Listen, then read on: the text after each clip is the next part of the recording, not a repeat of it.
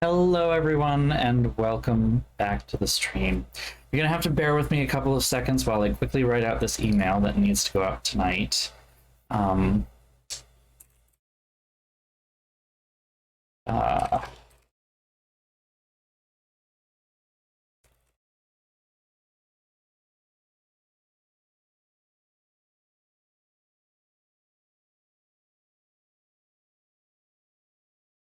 I just need to finish this thing. And I also didn't get a drink. I should have a drink. Wish I had a drink. I didn't make one before I started this. I also just finished eating, like, inhaled the food. Therapy.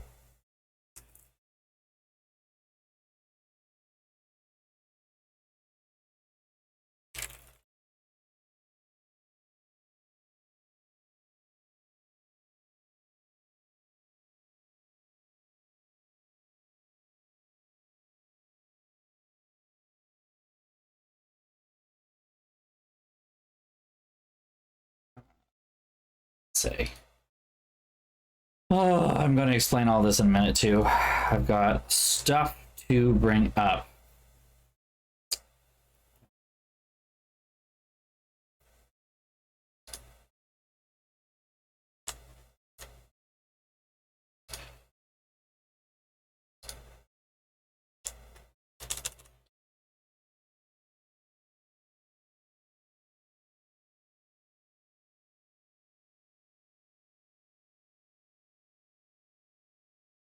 Wait, where's that?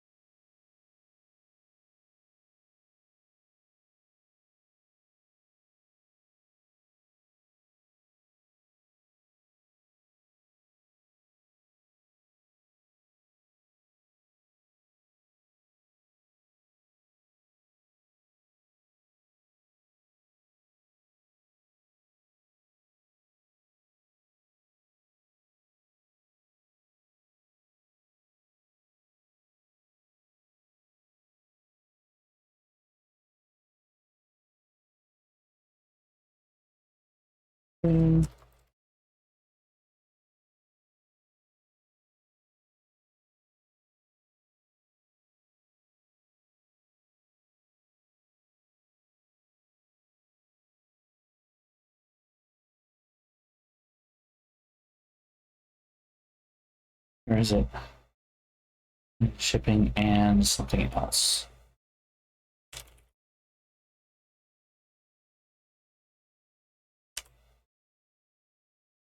Test. Send. Okay, that's sent. Anything else that needs to happen right at this moment? Yes.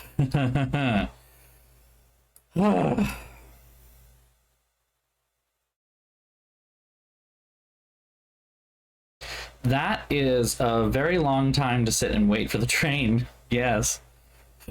Oh, everyone's having fun with public transit. I had fun too, so don't worry.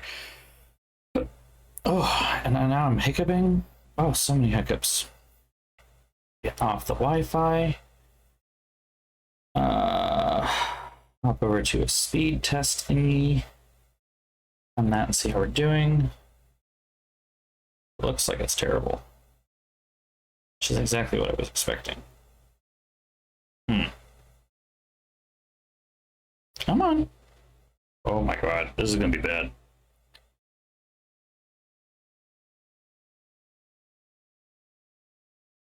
Yep, there that is. Ah, Love that slow internet speed on my brand new wireless network. Not Wi-Fi. Cell stuff.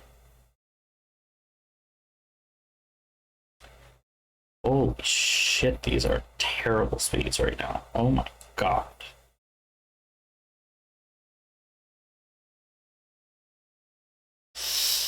Ah, that's real bad.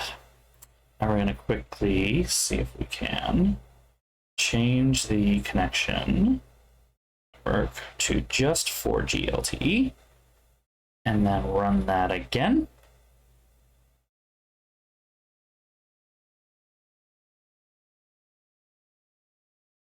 It's not even connecting. Oh, there we go. It's not much better though.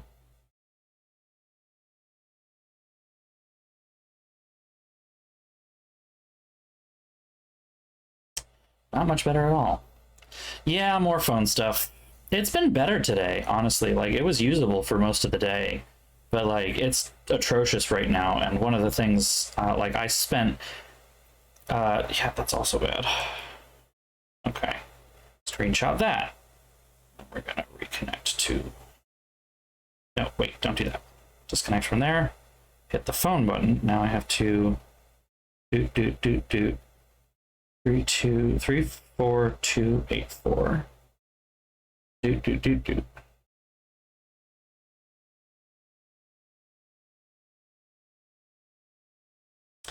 Now it's generating a bug report, and then it's going to send that bug report over said extremely slow connection. Okay, so now I can start talking about things while this is running, because I don't need to write another email for a couple minutes. So yeah, things that have happened in the last couple of days. Let's see. Saturday was crazy for multiple reasons. The biggest one being, oh wow, that uploaded a lot faster than I thought it was. Okay. Never mind, I have to write another email now. It would not have been necessary if everything just worked, but you know. Let me see if I can just download these real quick. That's LTE, so there's 5G. Dude, they're both atrocious. What's the person's name again?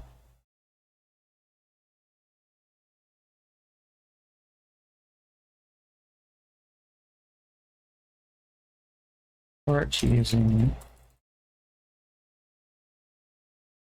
should have access to it now. I also ran 2 speed tests just before generating and sending the bug report. Same location. In case that helps illustrate issue and shed some light.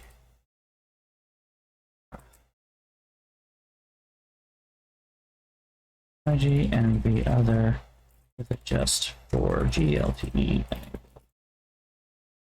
Thank you again for all your help in this matter. Best. So much fun. I love writing all these emails that are there for little reason. All right. Upload photos, send, close. Close. Excellent. All right. So, okay. Things that have happened in the last couple of things. So, like, Saturday was the day that my family ran out of wireless data. We had been, up until this weekend, we had been on this incredibly old Verizon plan that was, I look so red here. I don't know why I look so red. Oh, wait a minute. This is turned wrong. I don't know why that's, ooh, that's a noise. Please don't make that noise. Still looks, I don't know, it just looks dark and got like a shadow here that I don't understand. Double check the white balance.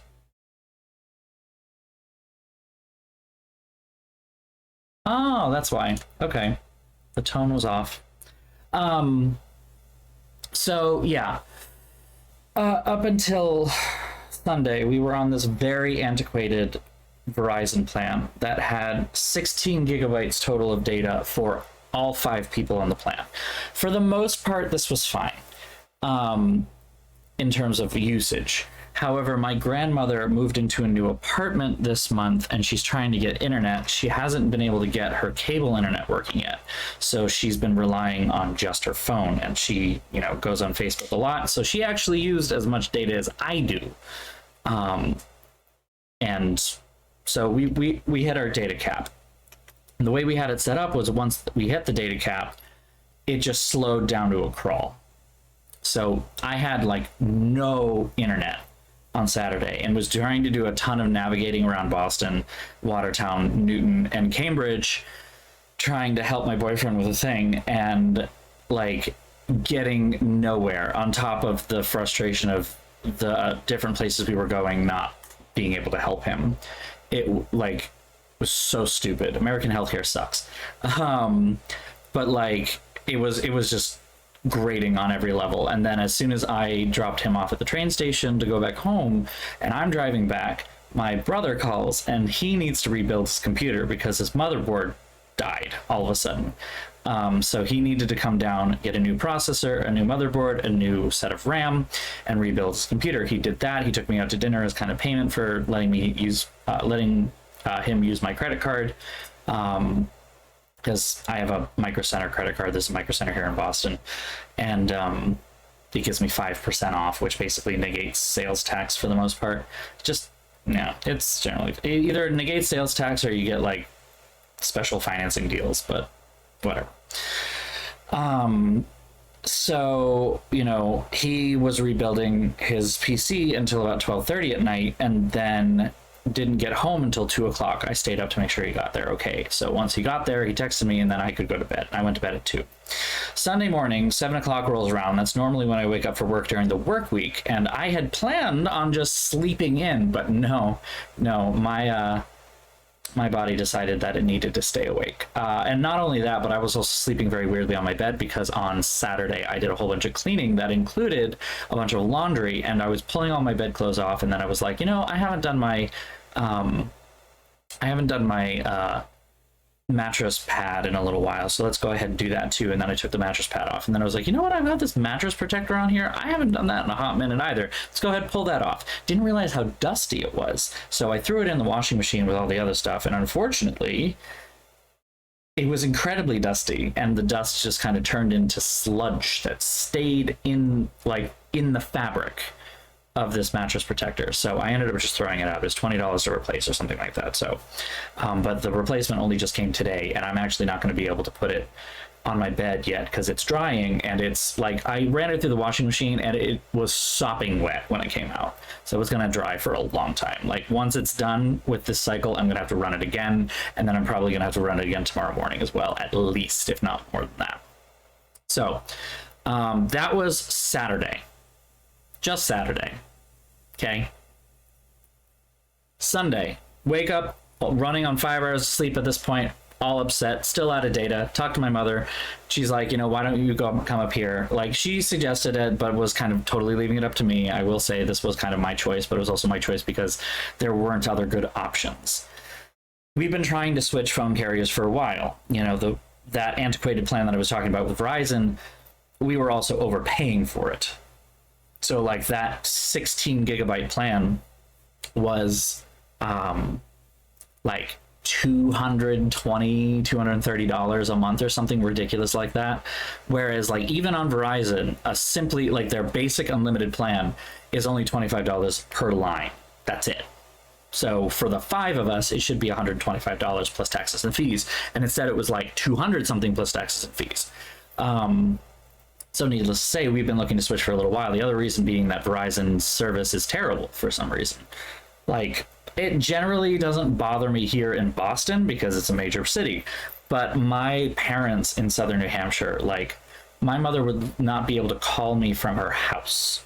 And she should have service. Like, there's no reason. It's not like rural New Hampshire here. So it made no sense. So we'd been looking to switch for a while. We ended up deciding on Google Fi, because they were basically $20 per line, so $100 for the whole, like $100 a month for everyone in the family. We get unlimited data. We get a whole bunch of other perks that like would cost extra with Verizon. So we signed up for it, and I spent all day on Sunday from like 11 o'clock in the morning until 8 o'clock at night in southern New Hampshire, moving my father onto a brand new cell phone, getting my mother, my grandmother, my father, my brother, and myself all moved over.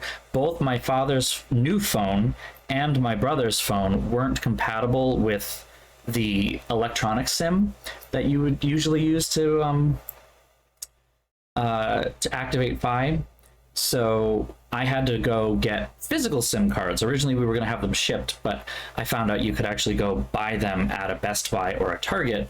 Of course, the Target that was closest to us doesn't sell them, and the next one is basically next to the Best Buy, but the next one, the one that was next to the Best Buy, only had like 2 or 3, and I needed 2. So I was like, I am not taking the chance of getting there and there not being any, so we're going to order from Best Buy. So I drove half an hour from my parents' house, half an hour on the way home, funny enough. Like, it was the same route that I would take to go home. So half an hour on the way home to pick up, literally halfway home at that point, because I live about an hour from my parents. So drove halfway home, picked up these 2 SIM cards, drove back, and then slotted them in, kind of left it there, went to go have dinner, and then came home. That was Sunday. Monday, what happened yesterday? Yesterday wasn't really that bad, actually, of all things. It was mostly me just dealing with stuff at work, getting a lot of stuff done, but I have this project that I've been working on. It's a citation guide. And so it was originally meant to be the citation guide that was going to be kind of narrow in scope. It was going to focus just on music sources for the most part, like an emphasis on music sources. I was going to include some basic things like, this is how you cite a book, this is how you cite a journal article, but I wasn't going to go into depth. I was going to leave that to other guides that already exist. I was only going to focus on like, this is how you cite an audio CD that, you know, a classical audio CD versus a popular audio CD versus a jazz audio CD, because all of them have slightly different requirements. Like, they take the same format, but especially for, you know, young students who are just starting, they're not going to know the intricacies of some of these things. They're going to know, like, well, you know, Ella Fitzgerald is the singer on this album and she's the headliner, but then there was her bassist, her pianist, and her, you know, horn player, like all these other people that are featured as soloists. You know, and if I'm writing about, like, you know, how this one horn player does the solo in this piece, like, why am I crediting Ella Fitzgerald? And the answer is you don't, or you do, but differently, so that you point out the person who you're actually paying attention to. Of course, this has required a ton of extra research because there's very, very little written on this in actual citation manuals. It's mostly homebrew, dare I say, from libraries and librarians. So I'm kind of picking and choosing from other library guides that I found that are helping. But that's all it was supposed to be. It was just focusing on music stuff, which was like, I'm going to get this done in like a couple weeks. It'll be ready for the new semester. It'll be super easy peasy. And then I had a meeting with the liberal arts department. When I mentioned that I was working on this, one of them was like, oh, that's amazing. I was really like, I have these cobbled together sources from all these different places that I'm actually pulling from. And, you know, it would be nice to have something that's really official and very professionally done, like better looking than mine. And so I'm like, okay. So now this has turned into a comprehensive guide on how to write citations. Shit. So here we are.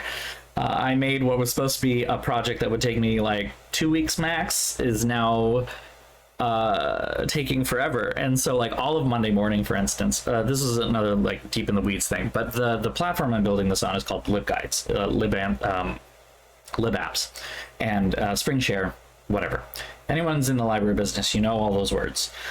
But LibGuides, it's basically a website builder, pretty much. and the back end, it's still HTML and CSS, but like you're not doing that for the most part. You're just using rich text and these modules that they built that are kind of specifically tailored towards libraries. And so one of the functions of that is to, showcase a book from the catalog. There's a bunch of different ways you can do that, but the default way shows a little image with like citation information right next to it. The like title with the author, the call number, the call number, the publication date, and something else that I don't remember. And it links, like it can be a link. It can link directly to your catalog. It can link to an ebook. It can link directly to whatever you want. You can, that's customizable. So I've been using that feature, the book from the catalog thing, to be like, this is the example that I'm citing, and this is what the citation looks like for each thing. Problem is that the book from the catalog function, it actually searches a database using the ISBN number. So it has to be a published book, which means that for CDs and LPs and DVDs and scores, I can't use it. And so I was brainstorming different ways to make it happen, and then I decided and landed on writing my own custom HTML and CSS, which took the majority of my Monday to plot that out and get that set, like the baseline stuff. I still have to do some editing here and there, but like most of it right now is copy, paste, fill in the form, copy, paste, fill in the form. It's generally easier. Little tweaks here and there, but that's about it. But like, I now, for every example, have to go and find a cover image, download that cover image, then upload it into the server, then use that URL in order to substitute it with the URL in the form. And then I have to figure out the right sizing. Is it like 20%, 25%, 15% width? Like to make them all look kind of uniform. It's taking a lot of time. And so like scope creep has turned this from like a quick 2-week project to this like lifetime achievement level project. This has turned into like my pre-semester work, and I'm trying so desperately to at least get one style of citation finished. If I get Chicago done, I'm happy. If I can get Chicago done, MLA will be a lot faster because I'm going to use the same exact examples for the exact same things. But like, I need to get something done before the semester starts, because like, I want this there. I want this there. I want to push it out to the faculty and be like, hey, we've got this cool thing. Use it. So that was my Monday. Today, what has happened today? Oh, wait, I'm not done with Monday. After work, 5 o'clock hits. At that point, I'm noticing that it's been more than 24 hours with my phone, and I am getting atrocious internet speeds. Like, I'm connected to 5G and I'm getting like 2 to 3 megabits per second. To give you an idea, the average internet speed for the average connection speed for a 5G mobile connection, according to T-Mobile's own website, Google Fi just uses the T-Mobile network. So according to T-Mobile's own website, that should be between 80 and like 400 megabits per second. And it's loading at 3. There's a problem. Something's up. I don't know what's going on. So I'm contacting support, and I'm on chat with them for like 2 fucking hours doing the same things over and over again because this guy cannot listen to me. And he's like, thank you for that update. Can you please do the, like I send him the bug report and he's like, thank you for that update. Can you please create and send the bug report? And I'm like, I just did. I'll make another one, but what else are you going to do here? I think I'm beyond your help. And finally he got it after 2 hours. So 7 o'clock at this point, he finally escalated it up, and I got an email today, and that was what I was responding to at one point earlier. So 7 o'clock, I bike home, barely have time to like throw myself in the shower and get dressed because I was going out to the club last night. It's a club party every Monday, the first Monday of every month. And I was not really feeling it at that point, but I went anyway because I already bought tickets, and I actually had a really great time. It was really nice. I'm so glad I went. Now, today, what's happened today? So, a little tired because club. I had an allergy appointment, and while this arm is doing okay, they put little shots like in the back of your arm. This arm's doing okay. Yeah, you can kind of see the red splotch that's like right here. Yeah, allergies. It itches and it feels warm, and I don't like it. I'm not happy about it. And of course, I also had my training appointment with my personal trainer at the gym today. She absolutely kicked my fucking ass. Which, again, what I train her to do? No, what I pay her to do. So good, but like I'm fucking exhausted, and my muscles are going to hurt so much tomorrow. It's gonna be bad. Like at the end of every workout, the little app or whatever that we use to plug things in, we can rate it based on how hard we thought it was. And generally, my trainer has kind of said, if you're hovering around an 8 and a 9, that's perfect. It should be hard, and it should be like you could maybe do 1, maybe 2 more. That's it. If you can do more than that, if you feel like you could do 3, 4, then we need to up your weights, we need to up your reps, we need to do something to make it harder. 10, when it's rated a 10, that's usually like, this was so hard that I could not do another thing. And that's usually a sign that we need to pull it back a little bit. Well, today was my first ever 10. I was fucking dying at the end of this. It was bad. Ugh. And of course, I was dealing with my own transit issues. Today was supposed to be a super rainy day. It was supposed to be like gale force winds and all this shit. And when I woke up this morning, it was kind of drizzly. It wasn't bad. I actually walked all the way to the bus stop without my umbrella open, and only had to open my umbrella when I got to the bus stop, and only for a minute before I got on the bus, after which the rain basically stopped. And then once I got to work at some point in the morning, it poured. Like the sky opened and it just completely poured down. And then it cleared up before my allergy appointment. So I had to walk to my allergy appointment, which is 20 minutes and 80% humidity at 81 degrees. Fucking sucked.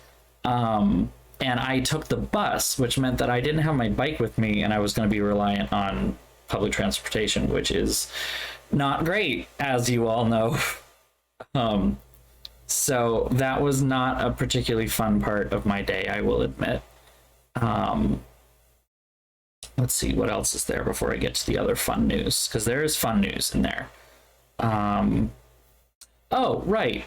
So the other email that I sent, I decided to do a little bit of work on my surgery stuff to try and get ahead of some things, get things squared away. And I'm really glad I did, because I reached out to my doctor, my PCP, for instance, because I originally was going to be like, I'll just tell him at my next appointment. It's in August. My next appointment's actually in September.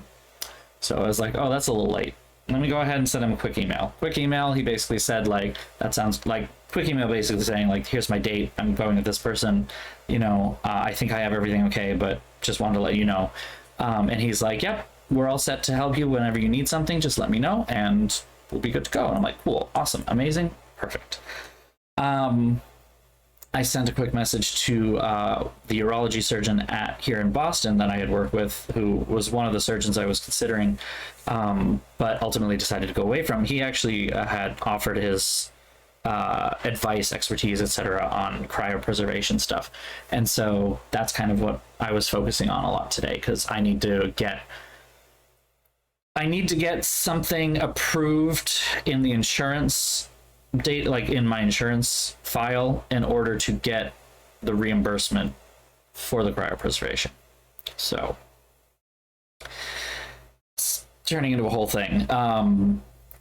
So I reached out to him. I had some questions about the cryopreservation service I was going to use itself, and like, what level should I be getting? Does any of this stuff matter? Like, is this like them trying to upsell me, or is this stuff that you can do? Because he said he would like look at the report and let me know what he thought and everything. So I'm like, cool. And I want to get this done this month, because I only have, you know, like 2 months before it's the month of my surgery. You know, about 3 months really, but still don't really want to be doing anything other than like emotionally preparing in October. Like, that's it.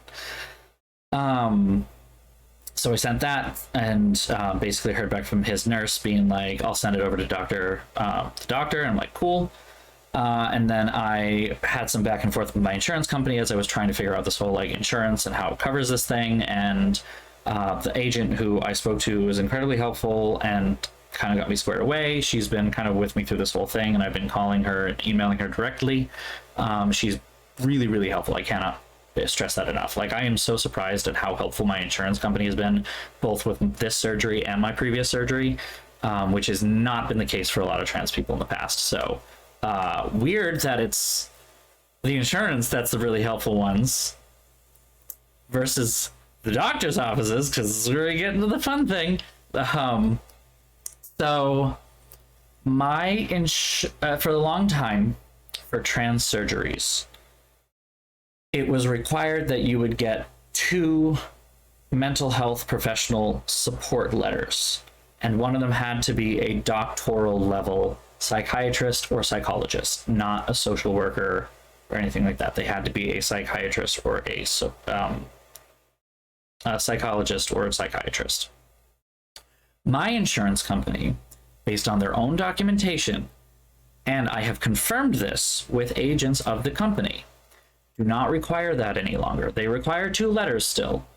1 letter from a mental health professional. They don't require it to be a particular level, just a licensed therapist, mental health counselor, psychiatrist, psychologist, any of that. And 1 other medical provider. And that can include your PCP. I have a letter from my PCP already, and my therapist will write me a letter like that. Honestly, he's probably just going to take the last one and just change the name, the last one that I had sent to the hospital here in Boston, and instead just change the name from the hospital here in Boston to the practice that I'm going to be going to in DC. So that's what's required for my insurance. I knew this, and so I sent an email to the surgeon's office asking some questions about a document that they had sent me. They had basically said, you need to call this office at the hospital to pre-register, and you need to call this office at the hospital to set up a screening appointment. And I'm like, okay, in both of these cases, is it better to do that right now, or is it better to do that sometime in September when we're a little closer to like a month or so? And I also said, this is what I have and I can turn this in. I'm also going to need this particular form filled out because you are out of network, and I'm going to need this out of network managed care form. My PCP has already signed it. I need to fill out some parts of it, and then I need to send it to you to fill out the rest and fax to my insurance. And I'm like, okay. I hear back from them, okay, and I'm told point blank that I'm going to need, well, first of all, they didn't really answer my questions, okay, and said that, for the insurance thing, that it's handled by another person in the office, and here's their email, and you can reach out to them about that, and you'll also need to send all of your supporting documents, including the letters, over there. And then they tell me that in no uncertain terms, I will need 2 letters from mental health professionals, one of them at the doctoral level as a psychiatrist or psychologist, or else they will, and I need to have those sent to them and in my chart by August 24th, or they will remove me from the calendar. Now, I want to make clear that the surgeon has been amazing. The surgeon is great, but his office, I'm not going to lie, at every step of this process has been obstructing. Like, I don't understand it. They've been so obstructive and in the dumbest possible ways like this. And so I'm like very frustrated already. And now they're basically telling me that if I don't have these 2 letters done in 2 weeks, one of them from someone who I don't even know yet, I haven't met or reached out to anyone who is a doctoral level psychiatrist or psychologist. My therapist is not, as far as I understand. I believe he just has a master's degree. And he is just a social worker. He is licensed and has a master's, like, fully accredited. Like, it just makes no fucking sense. And the reason they're doing this is because insurances don't accept letters from PCPs. I'm like, mine does. Literally, I'm honestly this close to sending them an email back and being like, this is the requirements for my insurance. And I've gone over this with an agent, and they say that this will be all I need. But I have humored them, and a little bit of panic there. I did end up reaching out to another therapist here in the Boston area, who had PhD next to her name. So, and I believe she will write these letters possibly on a pro bono basis. So I'm hoping that's true, and I'll hear back from her tomorrow. If I don't hear back from her tomorrow, then I'm reaching out to my PCP again, because he is on a staff at the hospital that is the trans healthcare center. They have therapists there. If they're willing to give me like a 15 or 30-minute meeting real quick and just quick evaluation to be like, hey, this is where we are. He needs this. That's all I need. That's all I want. So, yeah. I'm doing okay. I'm breathing. It'll be fine. But like, woof. So that's all the crazy. There's a little bit of fun, good news in there. Little good nuggets. And then I will wrap this up, I promise, because it has now been an hour that I've been, almost an hour that I've been live. So the first big one is that I got a new watch, which is cool. Samsung released their new Galaxy watches last week, and my mother and I have been kind of in the market to get a new one for a while. The ones we were on, they were very old. In tech terms, at least, they were old. The operating system for them is like no longer supported and won't be given any security updates even after 2025. So basically the watch will pretty much stop working to a certain degree. There are no new apps made for it, so if something's new, like a new feature of the phone or anything like that, it won't be supported by the watch. And the watches that we have aren't compatible with Google Fi. They won't work on the network. So yeah, we got new watches. Luckily, Samsung, while their resale value of their tech hardware is not terribly great, they shell out. They give you massive amount of credit toward a new device every time that they release things. So both my mother and I got great discounts. We basically got the two watches for like a total of more than 50% off. So it's really good. I'm very excited, but I am going from like a 41mm watch, which is very small, to a 47mm watch, which is apparently huge. And I'm a little worried about how that's going to look on my thin little wrists here. So we'll see what that looks like, because it was delivered today. So when I go up this weekend to go camping next week, I am going to be able to get my new watch, which will be cool. The other thing is that I know I have pontificated about graphics cards on this channel before recently, and that I was looking at kind of 3 general graphics cards to move up to. I have a 2080 from 2018, and it really wasn't good enough to run things back then, but it was what I could afford and what I got. And I always knew I was going to upgrade, and I was hoping to upgrade into 30 series, but then pandemic, chip shortage, and the crypto mining boom all happened at the same time and royally fucked the PC market, especially GPUs, because they were used for crypto mining. So I wasn't able to get a hold of a 30 series GPU at all. And then by the time that I could, it was either too expensive, or at that point the 40 series was around the corner. Now we're here with the 40 series, and there were 3 cards that I was looking at. The $800 4070 Ti, which the numbers I'm giving, by the way, are the base MSRP. Usually a lot of models are a little bit above that. So when I say $800, it's probably usually about $900. So I'll just give you those numbers. The $900 or so 4070 Ti, which has only 12 gigabytes of VRAM. Generally, a lot of games that are starting to come out now are starting to push that 12 gigabytes. And especially at higher resolutions like I play at, 4K, 12 gigabytes isn't going to last very long, especially with newer games coming out that are using more and more VRAM. So I was a little worried about the longevity of it, whether it was going to last me a good long while. $800 is what I spent for like this card back in 2018, and I didn't want to spend that and only get like a year or two out of it before it started needing to like turn settings down and cap different things in order to keep performance at an acceptable level. Because when a card runs out of VRAM, that really quickly tanks performance. Like, it's one thing to have powerful hardware, but then to couple it, it's one thing to have kind of weak hardware, but then to take a powerful piece of hardware and couple it with not enough memory makes no sense. It's just, it makes no sense. So that was one option.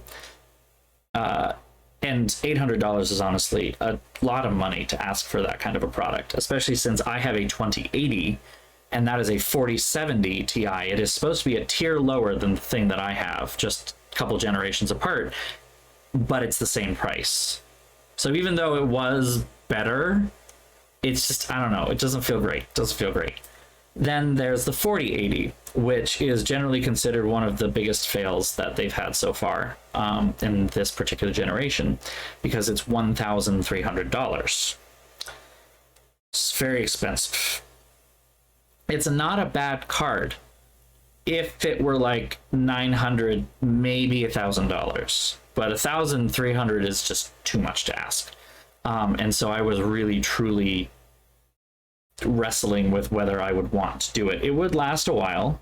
You know, it's got 16 gigs of VRAM. It's got pretty good 4K performance. And that was kind of honestly like, that would be the perfect card if it were just $200 to $300 cheaper. You know, $300, $400, sorry. So I was just not really wanting to pull the trigger on that particular thing. The price to performance ratio is just off. And then there's the Halo product, the 4090, which, while I admit I was looking at it, it was kind of in a way that you just like drool at the shop window kind of a deal. Like, I'm looking at it being like, I'm not going to be able to afford this. I can't justify that kind of expense, even with the performance that it offers. I just can't justify it. Because the 4090 is like $1,700. It's $1,700. That being said, of the three, the price to performance ratio of the 4090 is actually justified at like $1,700.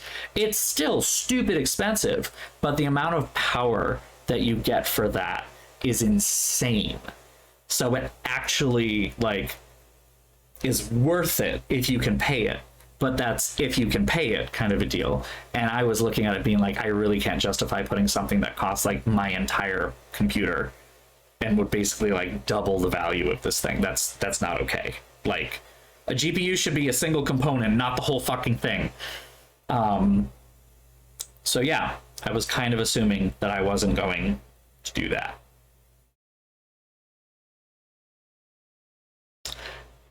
And then a deal fell into my lap this weekend.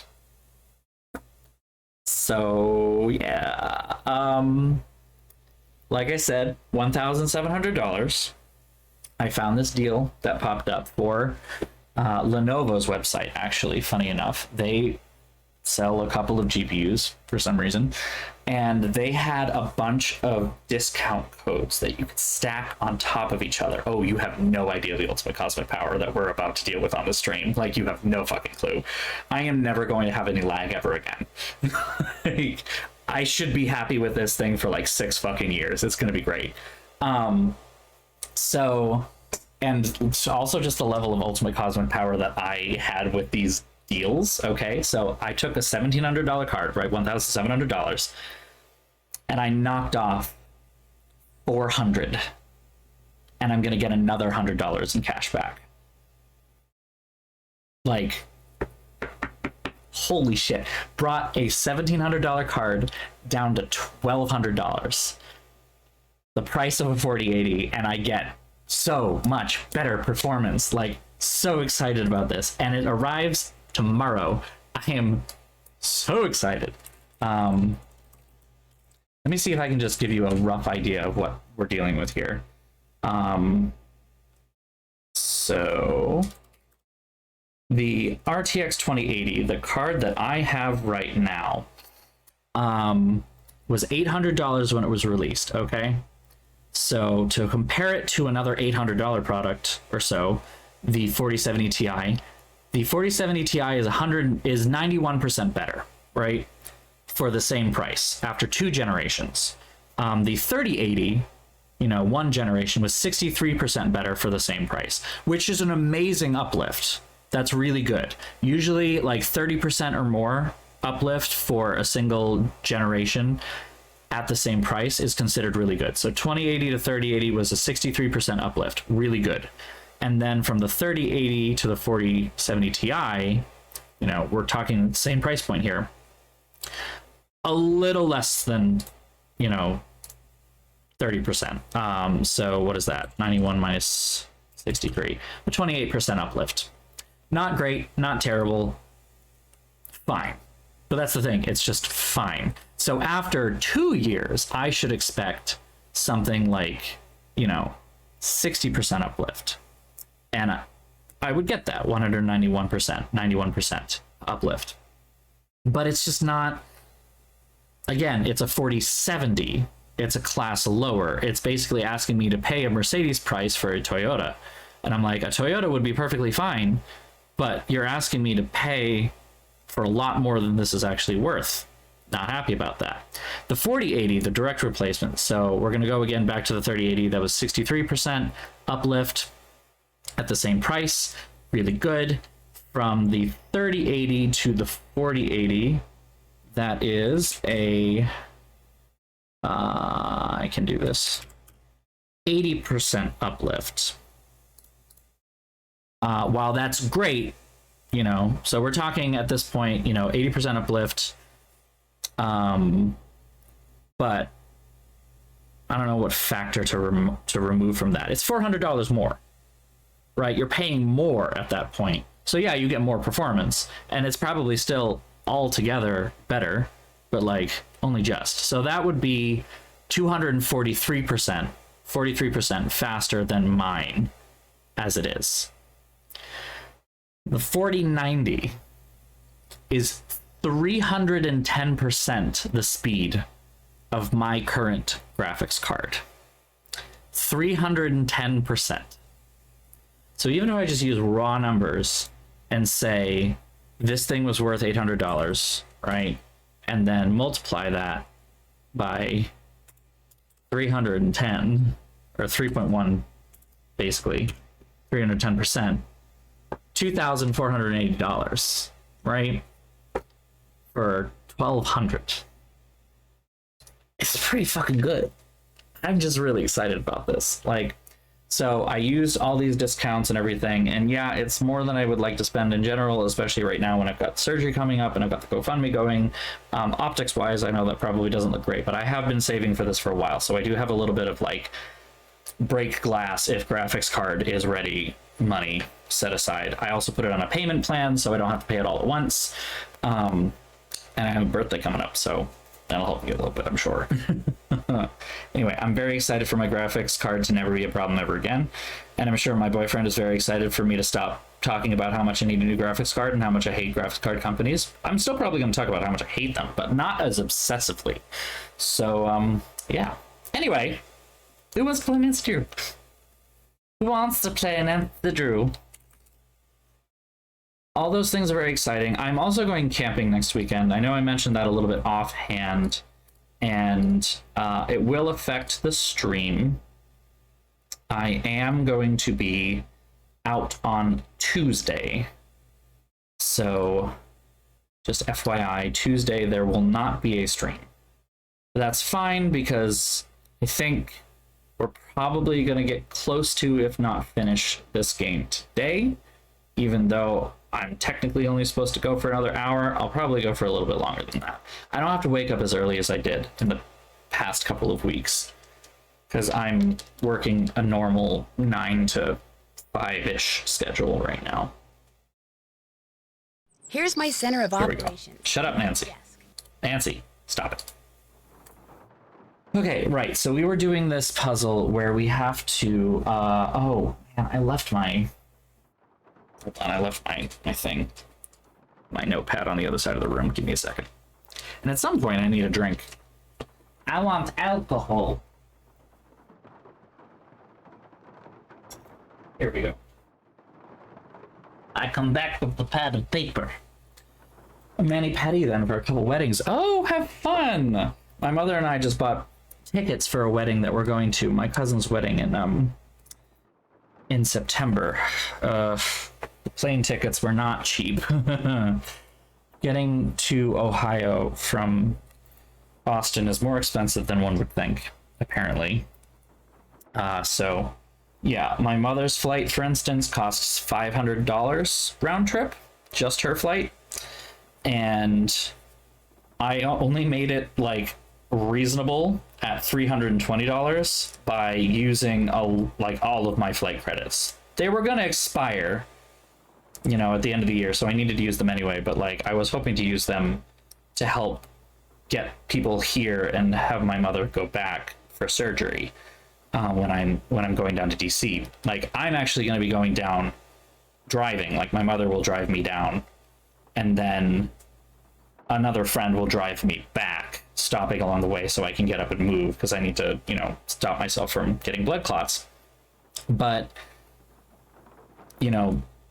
my mother can't be down there the whole time. She needs to go back to work, and our friend, who is a registered nurse, can work from home, can work from anywhere kind of deal. So she's going to, like, work from where I'm going to be staying and kind of help take care of me. So we have to coordinate flights there, because it's going to be one car, but multiple people. So anyway, so I brought it down to like $300, and then that was fine. And then I used my own flight points to pay for my own flight, and it, like, more than halved my balance, my bank balance of points, which sucks. And yeah, it's a short, tiny little flight too for me, which is why I didn't bother, like, getting nicer flights or anything like that. Just annoying. Whatever, it's fine. I don't remember exactly where we left off, and I apparently did not write down the correct thing here. So I hope that maybe there's something. No. Clues?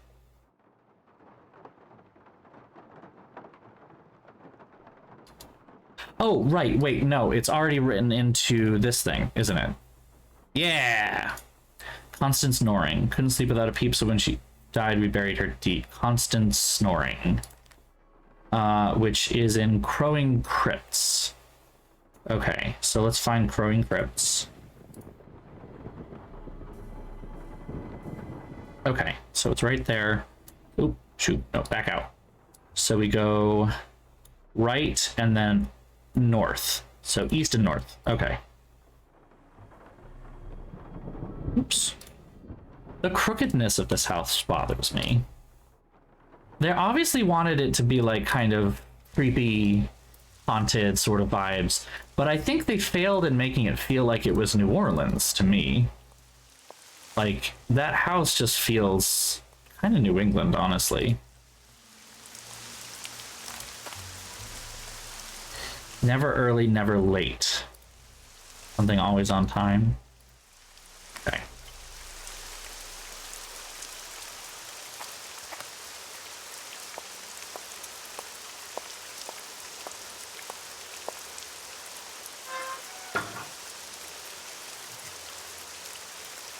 I don't know, this house honestly feels more New England than anything, because it's just, it's too small, it's too close. I don't know how many, like, unit, Orion, New Orleans.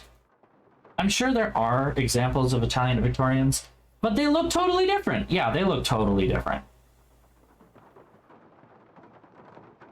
Like, they look what I expect a Southern Italian Victorian would look like. Much more about the porch than about the tower. Yeah, this doesn't make sense to me.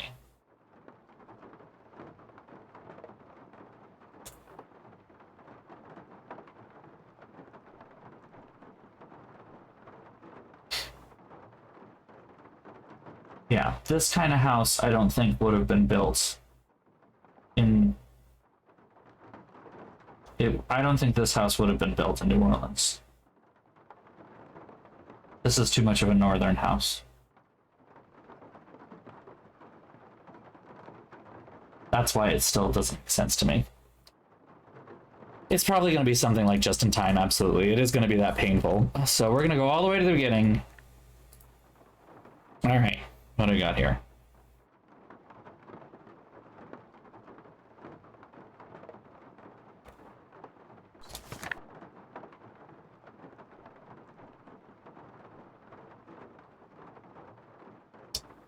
Something about time. Okay.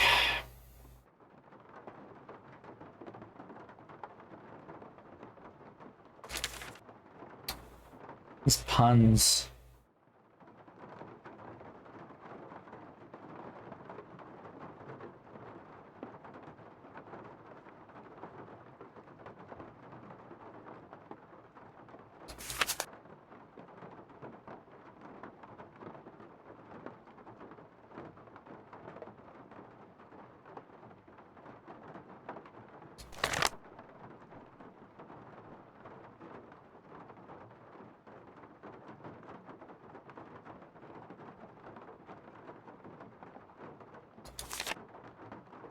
It's a weird way of spelling Ulysses.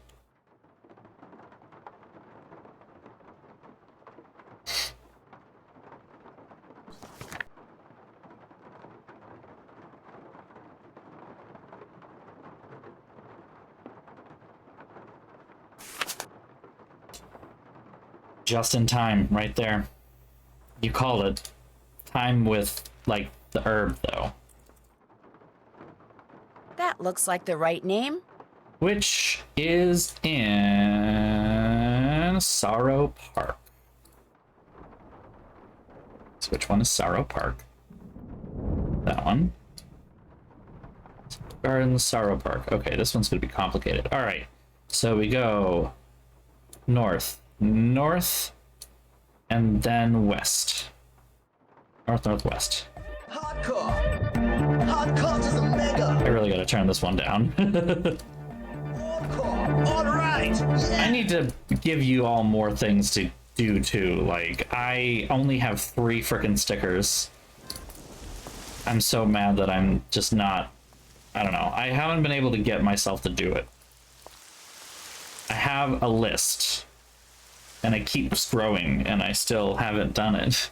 All dressed up with no place to go. Something fashionable.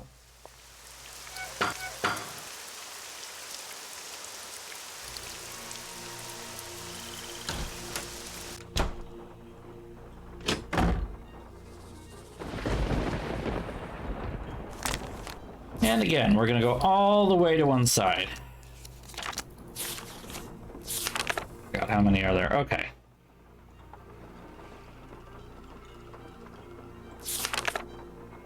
All dressed up with no place to go.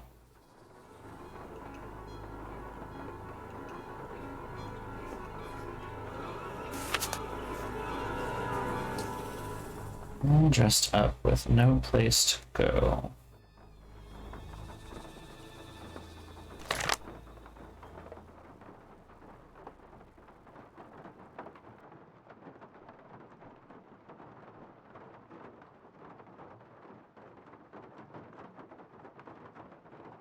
Wanda pun.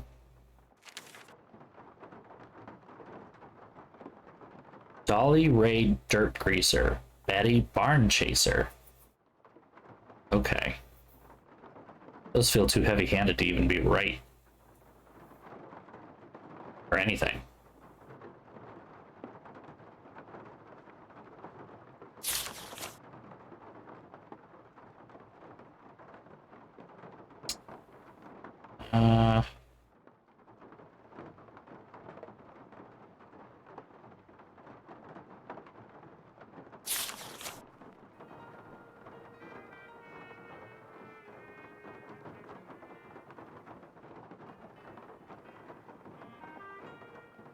Jacqueline Jacqueline.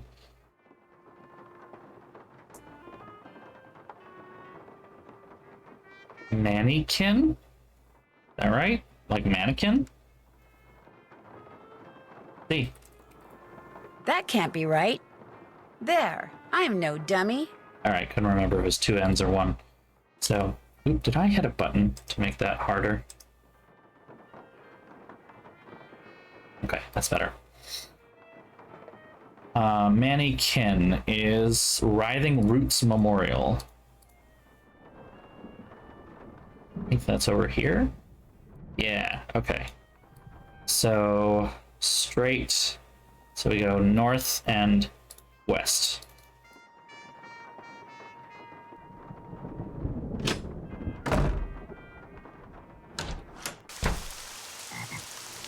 Ah! North and west.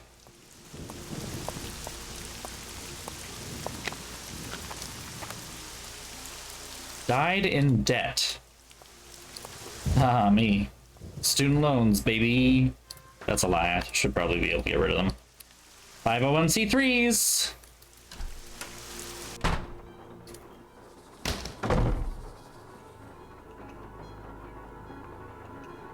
Died in debt.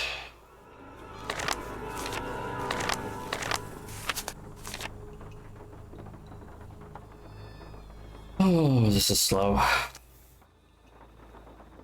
I like it and I hate it at the same time.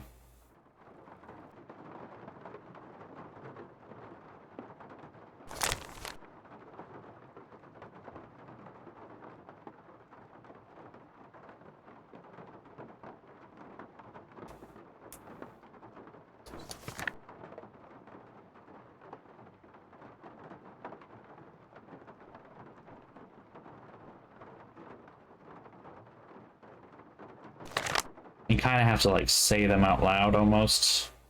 I'm kind of doing it in my head. Some of them are not even anything at all.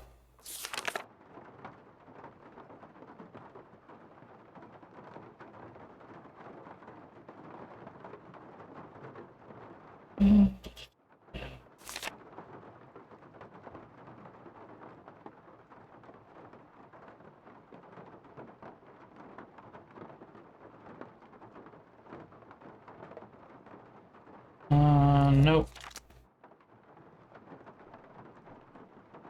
Kneel down. Oh. Alright, Daddy.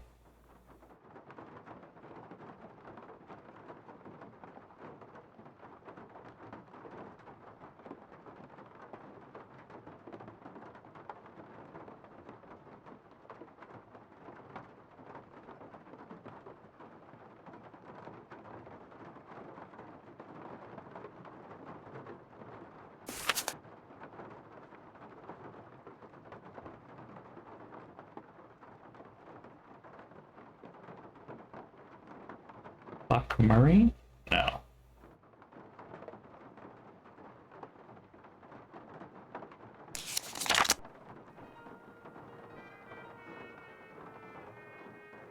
Nope.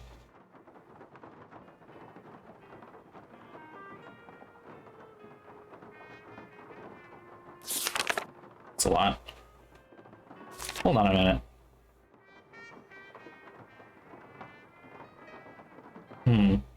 London Darby Fletcher, like Jessica Fletcher, and Elwyn Sherlock Lovell, like Sherlock Holmes. No love for Christie, though?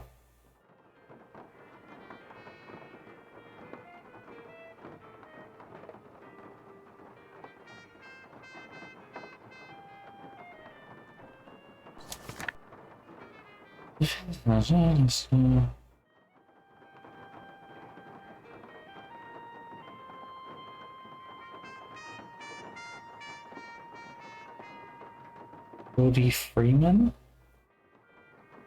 No.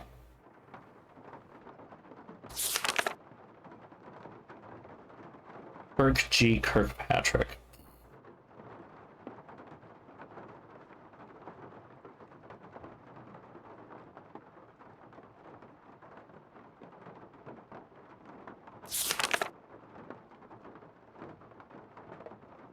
Frederick Randolph Rudolph. Polyester givens? Polyester. Might be important somewhere.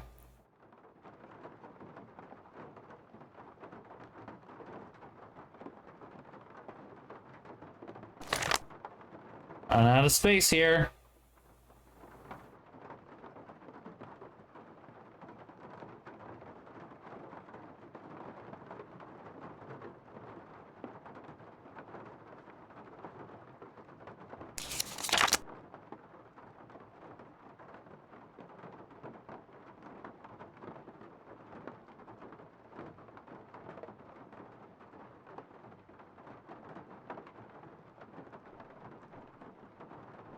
That's it. I reached the end. I didn't see one.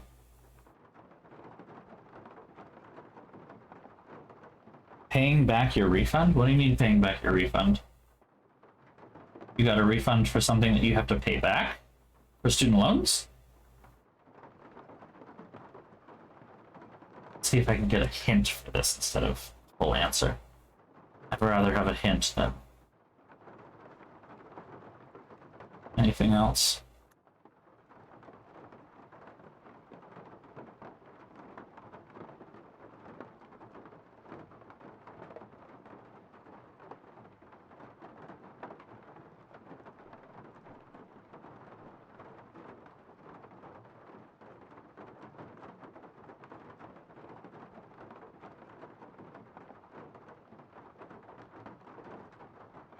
Okay. Okay, here we go. Died in debt. It's on page 77. All right, we're close. That's, I guess, as good of a hint as you can give.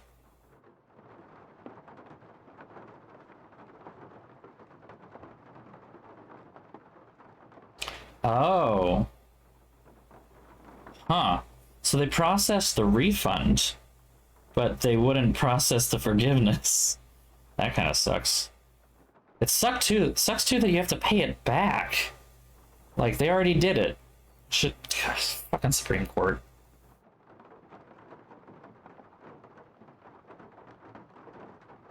Owen Moore. Owen Moore. Died in debt. Owen Moore. That looks like the right name. Cool. Sorrow Park. Already go there? Okay, yeah. North, west.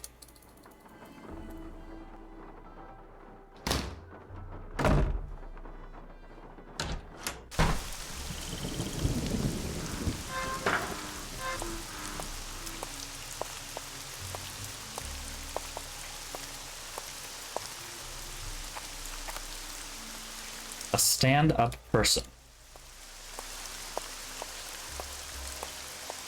Stand-up person.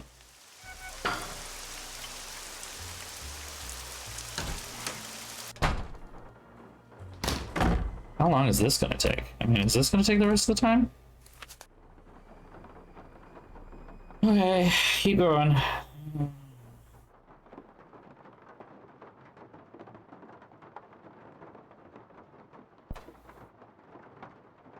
I mean, I guess it's good that you didn't put it in a CD, but it would have been nice if you could have made that money, that's for sure. Like, I would love to be able to afford a CD. That'll be a while.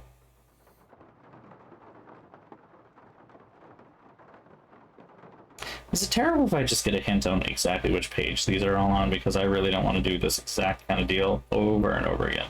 84! We will be here all fucking day, and I'm not really into that. Even if I just get the page number, that's a good start. 84.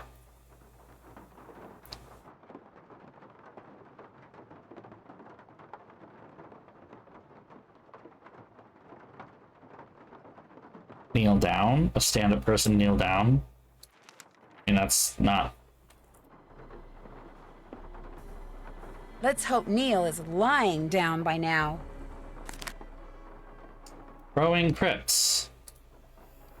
Alright, no, I don't want to play with the thing. Growing crypts is... left, or no. East, north.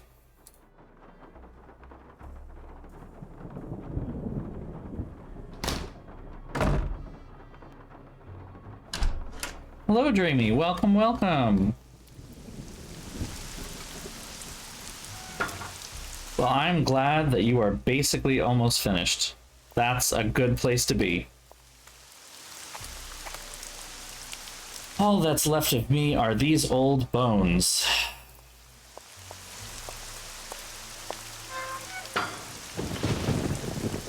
This puzzle could be so much more fun if it weren't so tedious. But it's tedious instead of being fun. Alright. We're almost done though. Only 3 more. 86.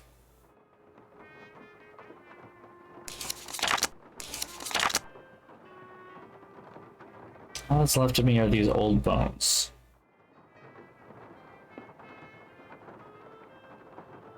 Carmen Smith, Lexine Ernesta, Mariana Harriet, Lucy Brown, Francesca Marilena, Ludacris, Myra Maines, Connie Chuckle, Myra Maines, Connie Chuckle, Juliet Penn, Pivot Sunday, Jolene Joni, Lucille Christie, Trix Kingsley, Marzina Celestina.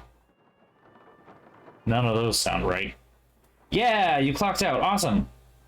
Congrats, you're done. Go home. You get to go home. That's awesome. Coffin. The word for the part of you that goes into a coffin's remains is in your remains, his remains, and her remains?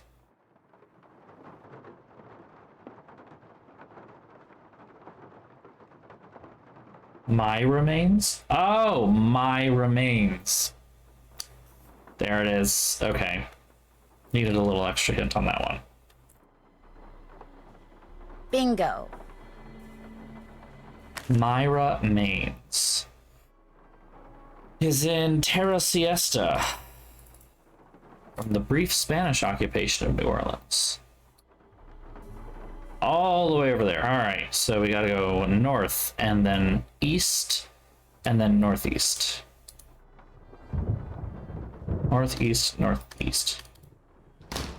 That's not confusing at all. Yes? I didn't want that. Do you think I could borrow your keychain? The one that has Bruno's glass eye on it? You want to borrow it? What for? Actually, all I really want is the eye. I mean, it's just so cool. What if you break it? If it's on a chain, it can't be that fragile. I don't think I want to take that chance. Sorry. The box of your great-uncle's things that you sold to Zeke's curio shop, that was a no-no, wasn't it? What box of things? I don't know what you're talking about. I checked out that half-burned receipt from Zeke's that I found in the fireplace. Well, somebody screwed up somewhere because I haven't sold anything to anybody. Why would I sell one lousy box of stuff when I'm about to inherit a whole house full of stuff? Get real. You sold it because you needed some quick cash in order to keep Summer happy, didn't you? How do you know about her? Playing detective is actually a lot more than a hobby with Hey, there she goes. Finally comes clean. a lot of trouble for I you. could make a lot of trouble. You come clean. Tell me about Summer. Well, have a good drive, Dreamy. Girl I'm in love with. I think she loves me back, but she's so unpredictable it drives me nuts. How is she unpredictable? I never know what's gonna make her happy. Like, just before I left, I took practically every bit of cash I had and bought her a bunch of CDs. You know, to keep her occupied while I was gone, right? As CDs. soon as I get here, she calls and says her sound system just went bluey, and I had to buy her a new one because what Sound about the system. CDs I bought her if she couldn't play them? CDs. So then you threw a bunch of Bruno's things into a box and sold it to that curio shop. Yeah, I wired her the money, but then she called and said she also needed new headphones. Next call, it was new speakers, and now she expects me to buy her a flat-screen TV. Oh, Talk to her about always the wanting something thousands. like that, she gets really mad. But I'm afraid if I don't give her what she wants, I'm afraid she'll dump me. And I couldn't take that. I mean, she's the only girlfriend I've ever had. Ever will have, probably. You were being taken advantage of. Telling Renee or any of those lawyers about selling that stuff, right? I guess I could just forget all about it. If Especially if you were to, say, do something for me. I know. You still want the glass eye? Take it. Go ahead. It's all yours. You want something, I want something. Take it and we're even, okay? Well, it's not like you sold off half the estate or anything. $300. That's all I've gotten out of his estate. I swear. Go on, take it. I was naughty, but from now on I'll be nice, I promise. Do you know anything about the crystal skull that was in that box? northeast, northeast. There wasn't any crystal skull in that box. Are you sure? It would have been inside another box. Well, I did throw in some smaller boxes. Like I said, I was just grabbing stuff. Was it valuable? I know, he's being fun-domed like nobody's business. Great. Be just my luck to have sold something that wasn't junk to that glorified trash collector. How come your great-uncle's crypt is in the garden and not in the cemetery? Don't ask me. It's kind of weird. Apparently, he built the crypt himself, but he never indicated in his will or anywhere else that that's where he wanted to be buried. I stuck his ashes in there anyway and had the thing inscribed. If that's not what he wanted, too bad. I'll check back with you later. Whatever. This guy's having like a weird time handling the estate like this. I'd better get going. Fare thee well. Oops. No.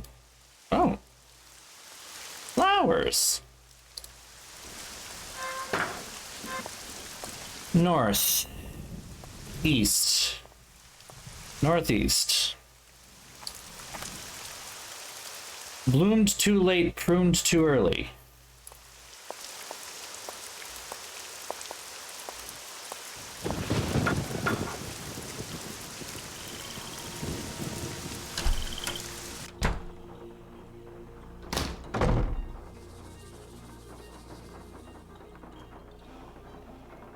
Bloomed too late, pruned too early. 85. Rose, winter, spring? That's not even a pun. Smells right to me. And that's in Slumber Gardens. Okay. Northeast, northwest.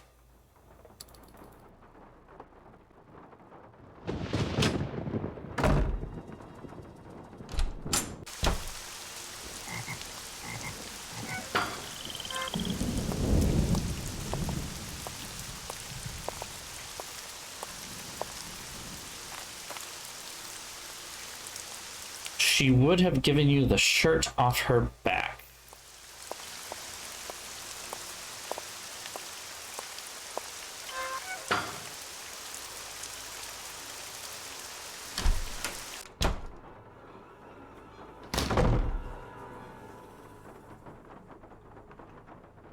Give me a page number and we'll be good.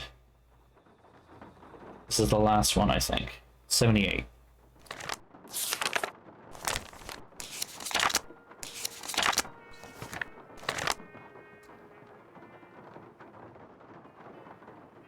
Polyester Givens.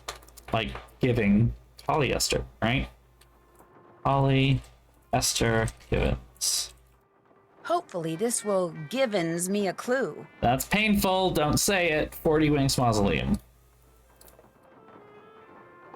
Put the one all the way in the corner here? Yeah. There you go. East and south.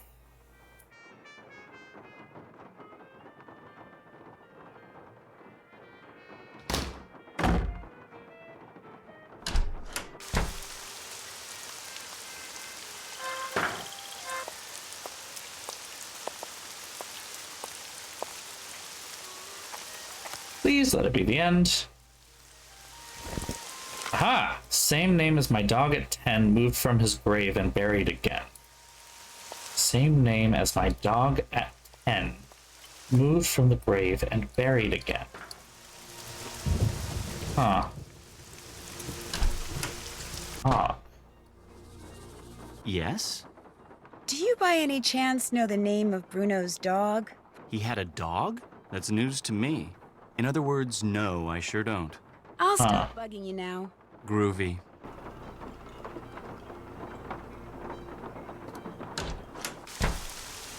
Hello again. Did Dr. Bolet by any chance ever mention the name of his dog to you? Well, now, seems to me he did say he had a dog once, way back when he was a young'un. But when it comes to its name, I'm afraid I'm no help at all. Apparently we have to call Bess. Thanks for coming by.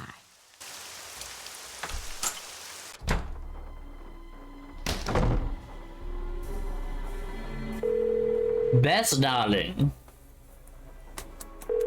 Ooh, clunk. Hello? Hi, Bess. How you doing? Great. I just took a nice, luxurious bubble bath and I'm ready to boogie. When are you coming back here? That's still kind of hard to say, but listen. Remember that old photo of a boy and his dog you said you saw in that box of stuff Henry sold to Lamont?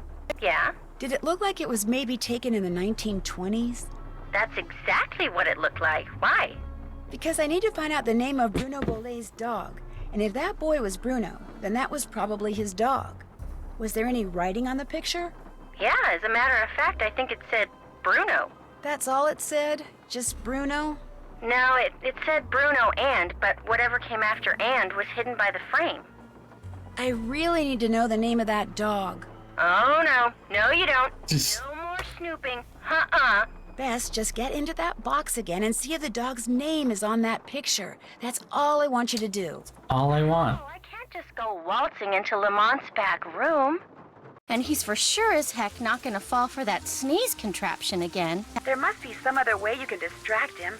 Please, Bess, I can't tell you how important this is. You gotta do this for me, please. Okay. Okay. We're not gonna have any fun here until you solve this mystery, and since you can't do that until I do this... Okay, I'll sneak into the back room and take another look at that photo. I mean, I will if I don't screw up. Think positive, Bess. You're gonna do fine. You bet I am. In fact, I'm not going to call you again until I have seen that picture. I'm going in. You go, girl. Sure, this is gonna go perfectly fine. Hey! In all your journeys through the wonderful world of junk, have you ever come across one of those The legends? wonderful world of junk. What makes you ask that? You have so many other oddities in here, I was just wondering. No. I know the legend, of course, and I sure wouldn't mind getting my hands on one of those babies. I mean, I could sell it for a fortune. But no such luck. Funny. I've been thinking about those skulls lately. A lot. Really? Hey, maybe we got some kind of psychic thing going here. Quick, think of a number between 1 and 10 and I'll try to guess it. You thinking of a number? Okay, 4. 9. Darn. Guess it was just a coincidence. Guess so. Yes, it was. Oh. Bess, you're a bad liar. Don't. There's a man sitting at the gumbo stand outside named Buford. Do you know him? We're not close personal friends or anything, but I certainly know of him. Comes from one of the wealthiest and most prominent families in New Orleans. And on top of all that, he's a doctor. Guy's gotta be rolling in dough. Must be nice, huh? That gumbo stand outside? What do you think? Is it pretty authentic? Outstanding! Just watch the hot sauce. Whatever's in it gives my stomach instant fits. You know, I still feel guilty. Just about watch the hot this whole sauce. thing. So how about I go and get you a nice big bowl of gumbo? Just so happens I'm starving, so hey, you got a deal. Great. I'll be right. Perfect. I'm gonna give this man diarrhea. Nothing like some good old-fashioned stomach distress. I hear that you're a member of the Jolly Rogers crew. Is that true? Perhaps I am. Perhaps I am not. I'm sure someone as charming and attractive as I know. yourself has her share of Or Zeke, but not Zeke. His name is Lamont. He just works at a place called Zeke. What is a crew? Crews are organizations whose primary purpose is to put on parades during Mardi Gras. They also put on fabulous parties. Very private parties. Members only. Some consider crews to be private clubs. Secret societies is a term others have used. However, Back in the 1990s, the city decided not to issue the Jolly Rogers any more parade permits, unless they opened their crew to pretty much anyone who wanted to join. So, refusing to be blackmailed, they chose instead to simply not put on parades anymore. As far as the city is concerned, the Jolly Rogers no longer exist. Was Bruno Bolet a Jolly Roger too? Perhaps. Perhaps not. Thanks for your time. All right. Pleasure, I assure you. Oh, he left. Evening. What can I do for you? Can I get a gumbo to go, please? Enjoy. Sorry, Lamont. This is gonna be rough.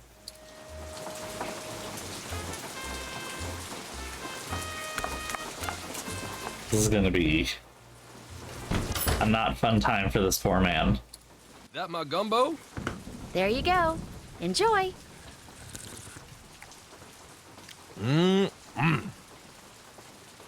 Uh-oh. Oh, you're gonna have to excuse me.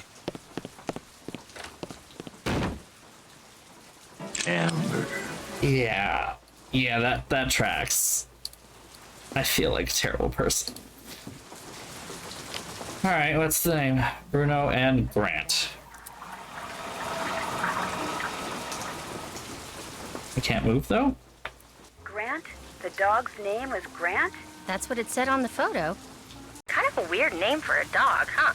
Yeah, well, Bruno Bolet was kind of a Funny weird... enough, I happen to know that there was someone named Grant in the thing. I'll tell you, being sneaky takes a lot out of me. I'm exhausted.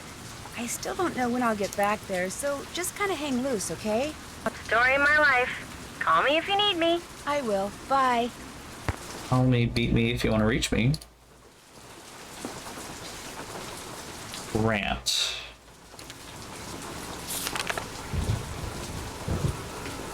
Buried twice, though.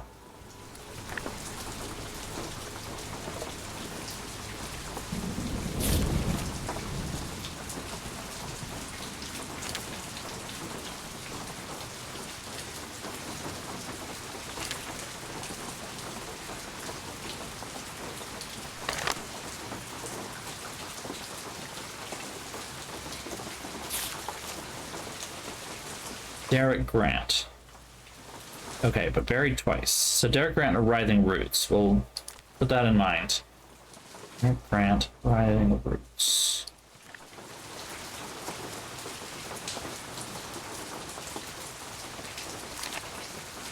Why does it sound like it's raining inside?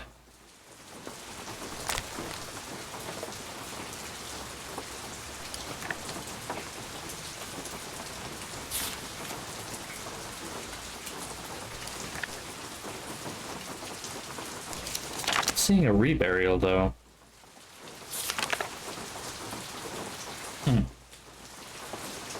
I have Writhing Roots.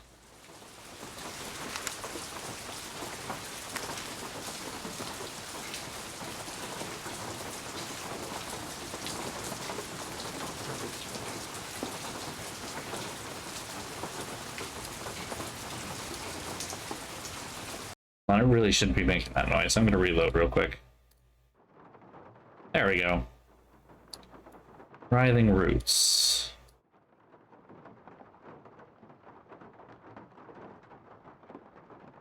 Okay. North and east, or west. Sorry, I know my directions. North and west.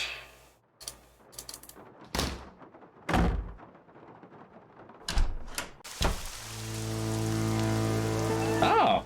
Oh, I'm being raided. Oh my goodness. There are sharks in New Orleans now? Well, hello everyone. Welcome and thank you for the raid. Hi everybody, welcome, welcome. I am attempting to do this. I mean, it just worked. Okay. All right. Was that supposed to be hard? I got a hat. Why did I get a hat? What do I do with the hat? Okay.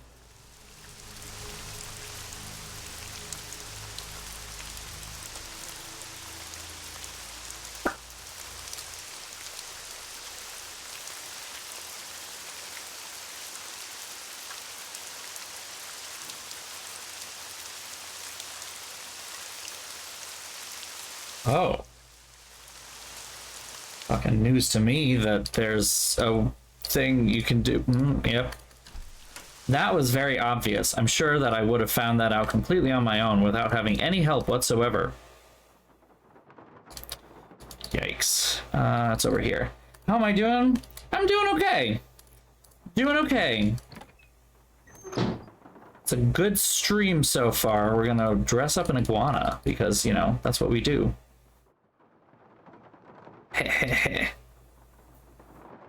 Yeah, the Michael Jackson lookalike. Seriously though, we've been calling him Discount Bin Edward Scissorhands, or no, yeah, is it Discount Bin Edward Scissorhands? Something along those lines. I can't remember. It's oh god, I wrote it down. It's literally in my stream thing.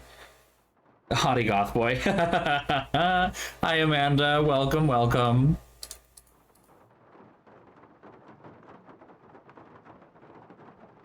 How am I supposed to know to put the thing here? Even though I do know to put the thing here. Here. Somewhere. Around this space. Let me place it. Weird. My pronouns are he, him. Thank you for asking, though.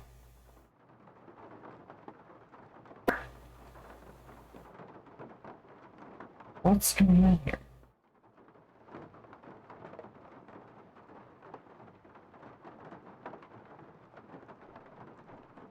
Why? What?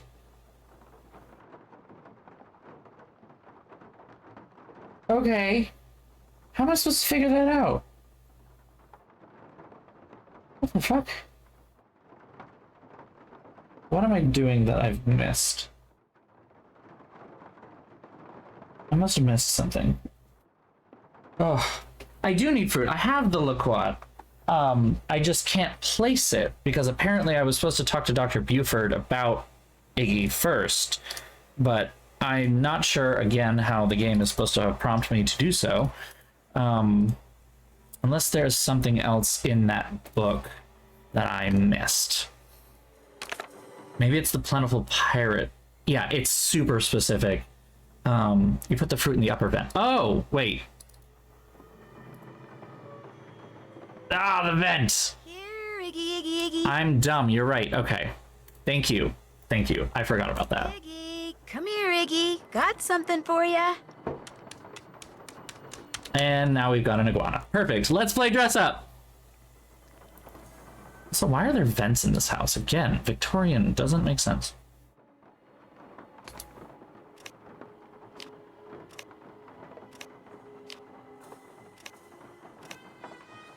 Where does this go? There we go.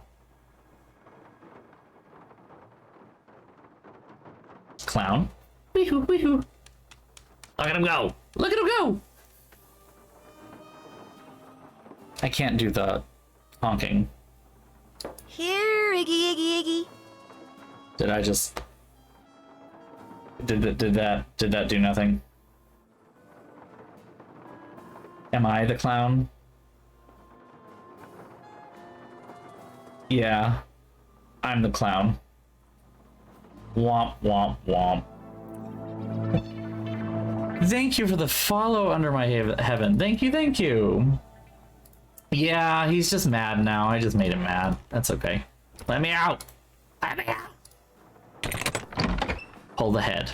I like that you pull the head and not the candles, you know? Like, it's always been the candles. It's like a reverse of the standard thing. Yeah, more fruit. Of course, this minigame gets harder as you play it. So...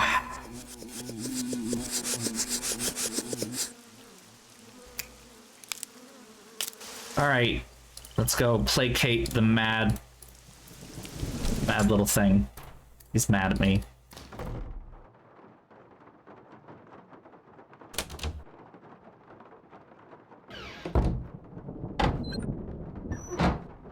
Oh, I can imagine, honestly. Like that clicking that I just did was, like, intense.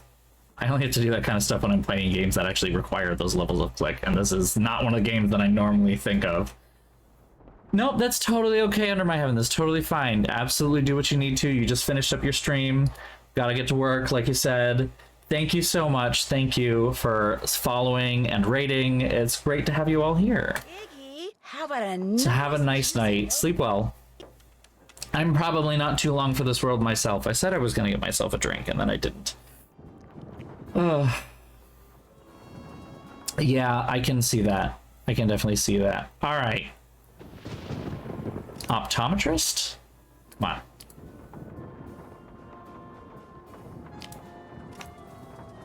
Aw, look at the little guy. All right. What are you gonna do for me? He goes off a waddling. And brings back an eye. And then leaves again. For me to get yet another piece of fruit.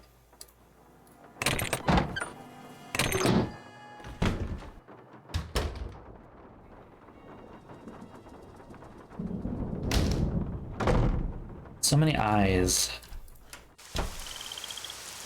Oops, didn't go. There we go.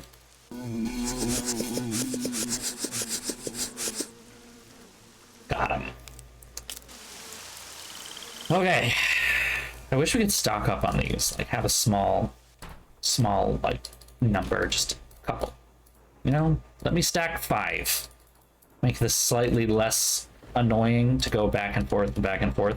So we already had to do that for the, what's it called? The last puzzle that we just did. How about a nice, juicy loquat? I wish she could. She's got so many other things. She's a freaking klepto. She totally can. But yep, here we are.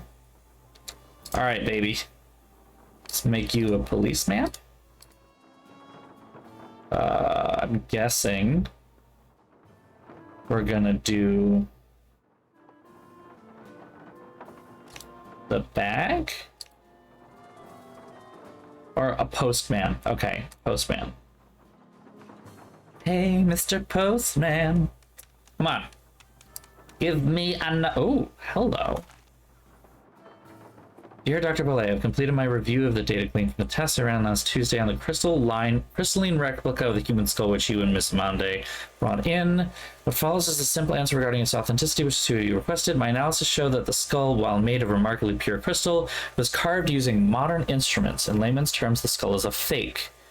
Again, thank you for allowing Milo Research and Technology to serve you. Oh, a fake. So we're looking for a fake of a skull, not even a real thing. Huh. Fascinating. I think this is the last one we need. There are only 4 costumes in that little thing. Nailed it again. Nailed it again. Yeah.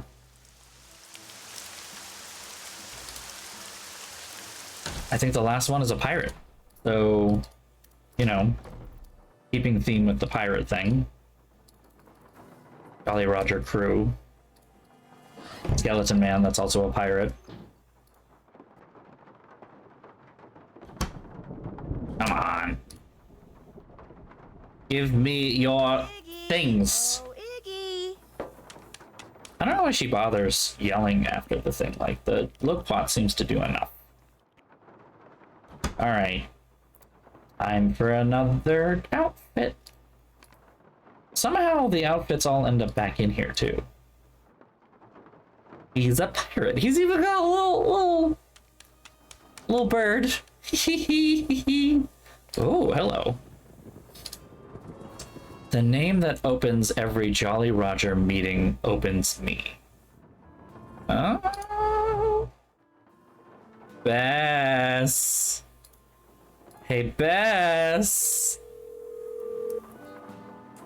Beth, baby. I need you to do some infiltration. You busy? You busy? I need you to do something for me. What? A meeting of the Jolly Rogers crew that's about to be held at Rampart and Dumaine, which has got to be right near Zeke's. You're gonna have to look around for it. Now, to get into the meeting, you'll need to put on that skeleton man costume you saw in the back room. And once you're in the meeting, you'll need to listen for the name that Oh, Bess. Oh, Bess. No. I don't like to do stuff like this, but this is really, really, really important. And What if I say no? last thing I ask you to What do. if I actually say no?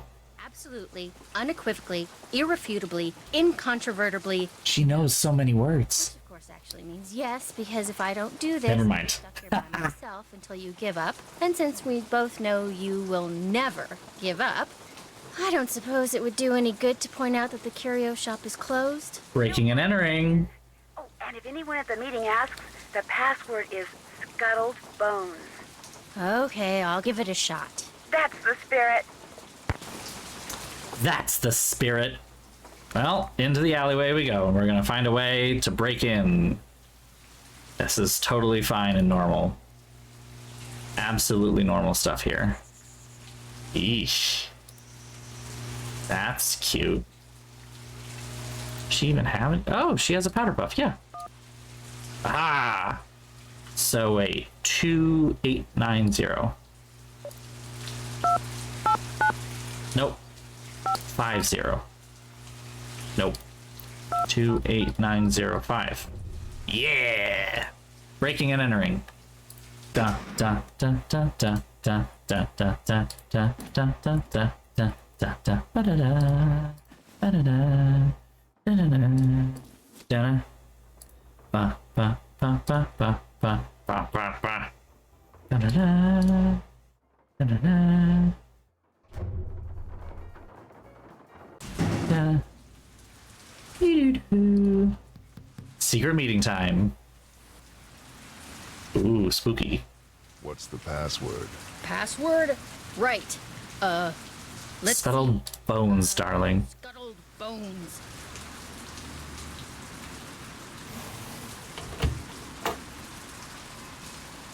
Better hurry, we're just about to start. Oh, now he sounds so nice. Mission best possible. John Lafitte! John Lafitte! John Lafitte! John Lafitte! Welcome, my fellow Jolly Rogers. that We voice. have several pressing matters to discuss this evening, so let us begin. As you may or may not have heard, certain city officials are attempting to deny us the right not only to gather in public places during the Mardi Gras season, but they have also seen fit to... Shoot, I forgot to turn off my cell phone. Good job, Bess. It seems we have an uninvited guest. Get him! Wow, this has got... What the fuck is that? Let go. You're making a big mistake. Let Oh, interesting. Didn't know that. Thanks for looking it up. You're making a big deal out of nothing. Can't What is with the... No one laughs like that. Why, it seems our I know, they fucking growled. variety. Let's have a look. Ugh, Buford, you are so fucking awkward. That's right. You know me and I know you, Dr. Buford. And I also know that you were the one who attacked my friend over at the Boley Mansion today. And if you don't tell me why right now, I promise you, you are gonna be in one big world of hurt. Honey, he's rich. He doesn't need to do anything. Lady's clearly upset about something. Clarence, take over the meeting while I try to find out why she's making all these crazy accusations. They're not crazy and you know it. I will tell you everything, Miss Marvin, in private. Yeah, everybody saw you do the whole, like, in private thing. Like, everyone's watching. He did. He told me everything, Nancy. I bluffed him into confessing. You would have been so proud of me. Oh, and before I forget, the name they chanted at the start of the meeting was Jean Lafitte. Jean Lafitte. Great. Now, what did Dr. Buford tell you? Okay. Yeah, nobody noticed that very obvious move that he was definitely trying to avoid. Just, yeah. And lock it up in Henry's parents' crypt. Bruno seemed to think that way Henry would wind up with the crystal skull instead of somebody else. So Dr. Buford dressed up in his skeleton. And that's the view that I get when I come back here? Hid it in the crypt Cool. like Bruno asked. That must have been when Renee saw Mr. Death. But then, Dr. Buford had second thoughts and decided to heck with Henry. He wanted that crystal skull for himself. So this afternoon, he dressed up in his skeleton man costume again and snuck into Henry's house so he could get the key from that mini cemetery and retrieve the painting he'd left in that crypt, knowing the painting would somehow lead him to the skull. Only I walked in on him and ruined everything. Right. And now that we're onto him, he says he no longer wants the skull. He's embarrassed that he allowed his superstitious side to get the best of him and says whoever finds the skull is welcome to it. At least that's what Dr. Buford said. Uh-oh. Uh-oh, what? I told him you were looking for the skull. That's all right. Actually, I told him you were on the verge of finding it. Why would you tell him that? God damn it, Bess. No, I got carried away. So if he lied to me and he really does still want the skull, then he might come after you. He left right after we talked, and I don't think he went back into that meeting. What if he's on his way over there? Don't worry, I'll be fine. Why don't you just... Really? When we're looking at the fucking... Oh, that bolt of lightning was huge. Anyway, doll? You just go relax, and I'll be back at the hotel before you know it, okay? Bess? Hello? Ah, took out the cell tower. Why do we have to stay staring at this fucking... Like, I don't... That was unnecessary. Okay. John Lafitte.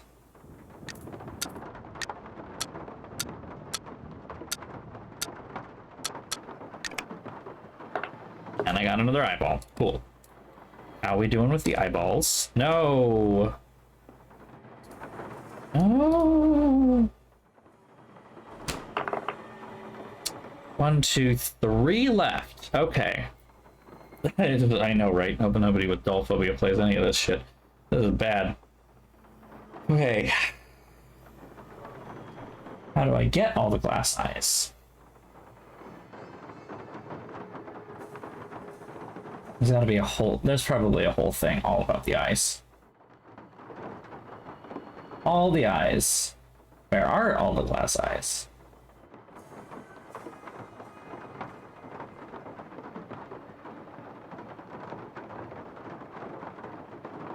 Okay, 1, 2, 3, 4. Number 4. What's the hint for this? Bright turquoise iris. You can find it in the garden. In the fountain, in the hole where the spider was. Didn't I? What? Hole where the spider was? The tune you got from the Jack-in-the-Box at the secret room. Oh, using the tune I got from the Jack-in-the-Box. Didn't even try the Jack-in-the-Box. Didn't I write that down? I wrote that down. Hold on. Yeah, I forgot about doing the spider hole twice. C, C, C, D, E, E, D, C, D, E, C. Okay.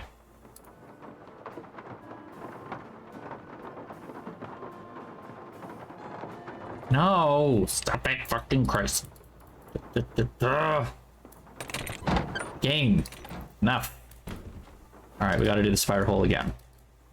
I should have realized it was making some pretty obvious noises. Oops. Okay. Alright, there's C.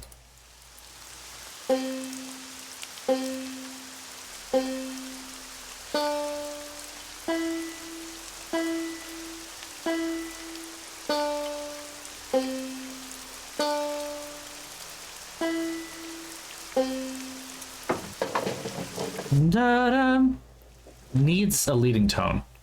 You have to have a 5, and you know that 7 to the 8 is really important to create that cadence, because otherwise you don't have a proper ending cadence. You need the imperfect or a perfect authentic cadence. What are the other ones that I'm missing? I can't remember.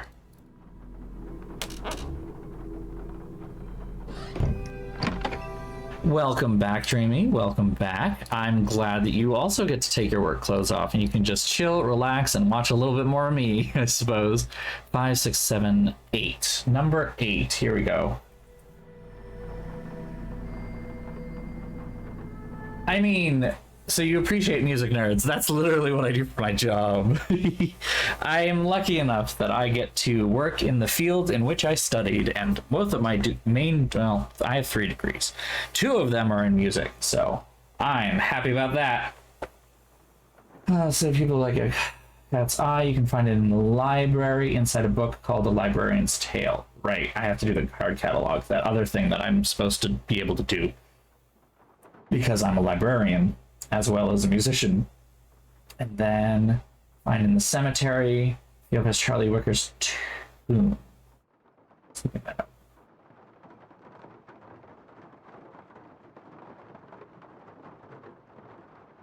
Right, I need to get the shovel and I need to do that steps thing. Okay. We'll take care of that in a minute.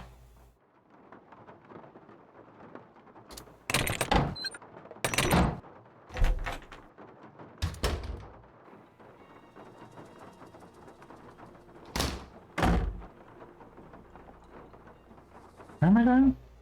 Librarian's Tale. Right. Okay, so what does this say? Follow a card catalog and do something with it. That's the second thing. Oh, wait. A great keeper of books, it is true am I. Many a reader through me can spy on wondrous worlds that will never die, or you could say it's magic, the librarian's eye. But to get such an eye, you must first take a look at the cards that keep track of every book, the title's the thing, and edition's the hook that will let you remove the orb from its nook. Title's the thing, edition, the hook.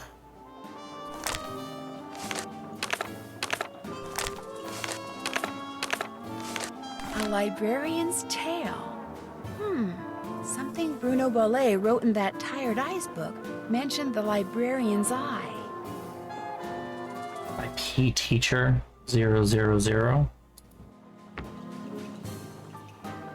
Here we go. A librarian's tale.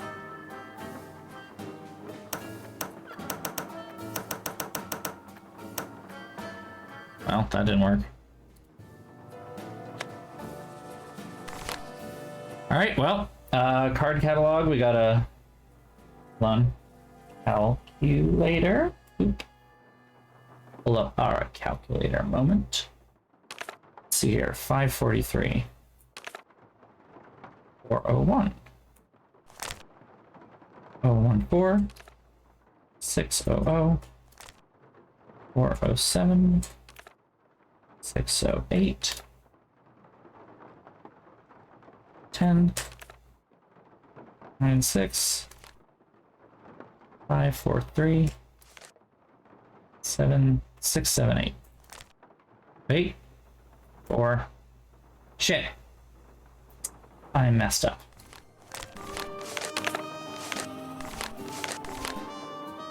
Okay. 407. 608. 10. Shit. Shit. Okay. 996. 543. 678. 4. 16. 511. 6. 3779 is what I got. See if that works.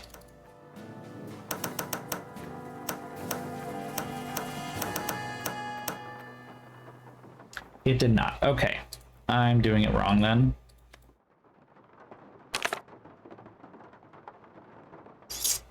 Okay. Clear. Start over again. 000. 543 plus 401 plus 014 plus 600 plus 407 plus 608 plus 10 plus 996 plus 543 plus 678 plus 04 plus 16 plus 511 plus 6 plus, that's where we got 5337. I messed up.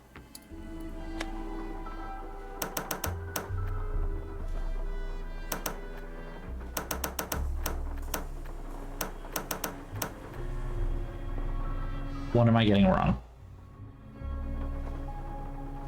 What am I getting wrong?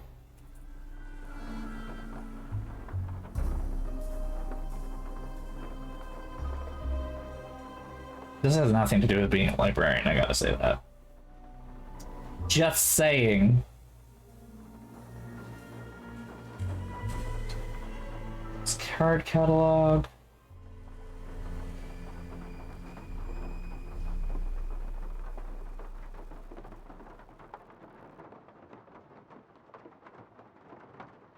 Oh, I'm dumb. I read right past that.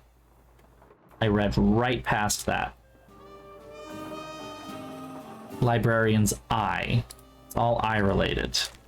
Eyes. Okay, let's open up the calculator again. Stop being an idiot. Limes and coconuts, nothing. My eye and other tall tales, 401. Not now, not ever. Living. Bridges to nowhere. Camel and Needles, eye. 608, not 603. Sure, don't do that wrong. That's I plus 10. Mention. Moving finger. Eye candy plus 4. Fish plus 511. Plus 6. That's where we're at. 1540. Let's try this yet again. 1, 5, 4. Thank you. Cool, we're done. Yeah, I got there. Dreamy, it sounds like you live in a very interesting place that has cryptids. I guess I'm gonna call myself lucky on that one. I think I found the letter that Dr. Bolet was reading when he had his fatal heart attack. Iggy the iguana had taken it.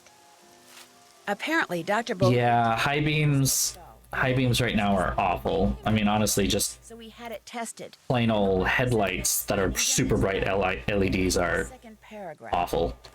My analysis showed that the skull, while made of remarkably pure crystal, was carved using modern instruments.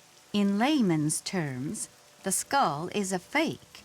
My guess is Dr. Bolet believed in the skull so completely that when he read it was a fake, he was totally So devastated. we're just openly acknowledging the existence of the skull now. Quite understand is, why did you tell me you didn't know about the crystal skull when this letter right. indicates you did?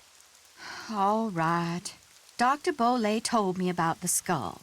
As you said, he believed with all his might owning that skull was the reason he was still going strong at 95. I lied to you because, well, for one thing, Dr. Bolet swore me to secrecy. And for another, he kept the skull hidden. And up until just this minute, I wanted to be the one who found it. Up till just this minute.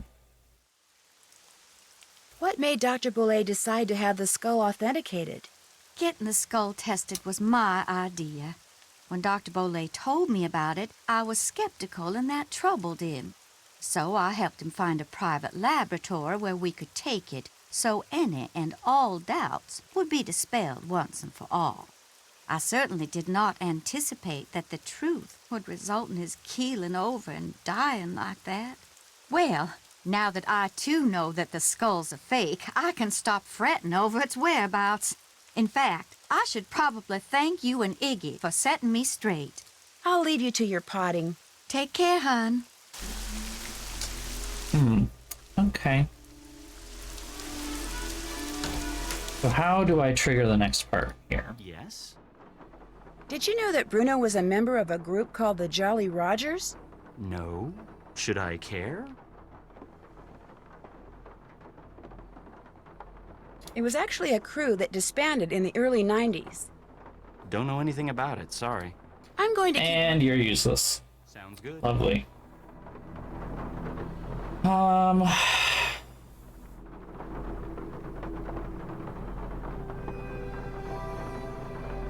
What's this puzzle? Charlie Wicker's tomb. Steps in the right direction. Could be in here.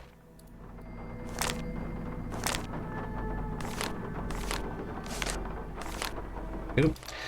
In a place where bones are buried, so is something too that you seek. Start where Charlie Wicker sleeps. Tread lightly on the ground that sinks and seeps. Charlie will give you directions, but count on my shovel to find the way. When you find the place, a monumental task awaits. Okay. I'll leave you to your pot. Literally, in this case. So, Charlie Wicker. Find this guy. Charlie Wicker.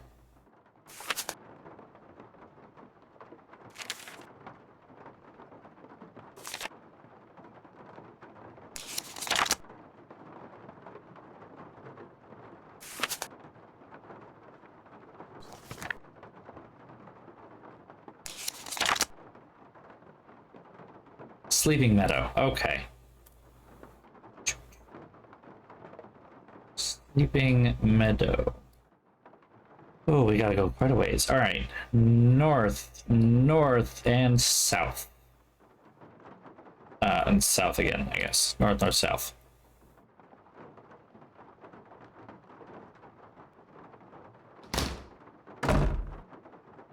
So much walking. Quite annoying. North, north, south, and go down the stairs. Okay. Ah, those are directions. You write them down. We've got west, north, east, south, west, north, east, south, west, north, west, south, west, north, west, south.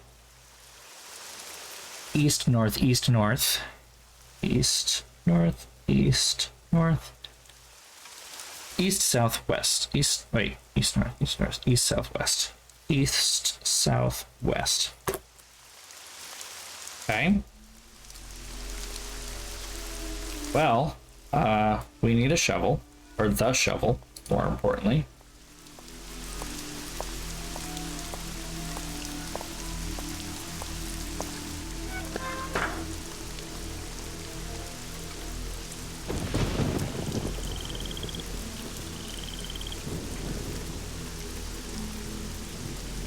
Hello again. Nice talking to you. Come see me anytime. How do I get...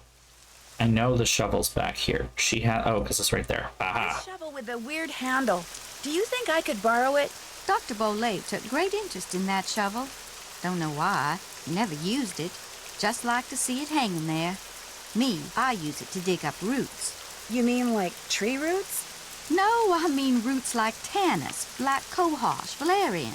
Roots that in the right hands are very special, very powerful.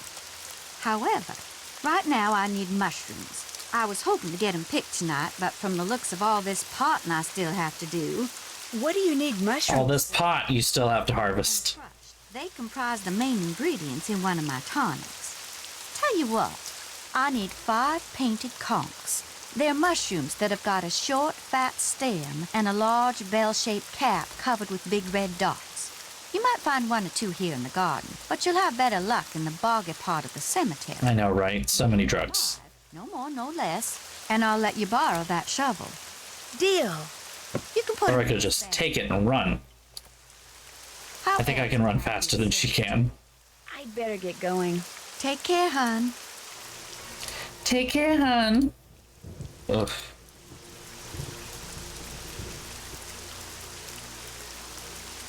Mushrooms, mushrooms, mushrooms, mushrooms. We're looking for mushrooms. A painted conch.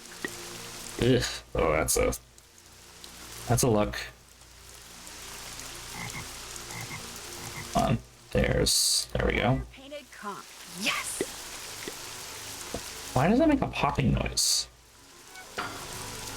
The marshy part of the cemetery. Marshy part of the cemetery. Where do they mean? Oh, like that. Just explore until we find everything we're looking for, I guess.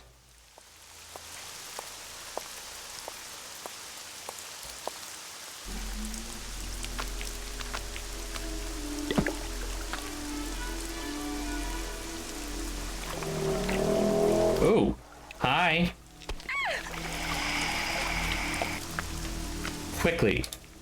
quickly remove yourself from this situation, darling. That is not safe. Not a good idea. Extra bad. No, no. I'm gonna go this way.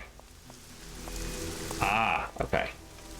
And that goes back down here, right?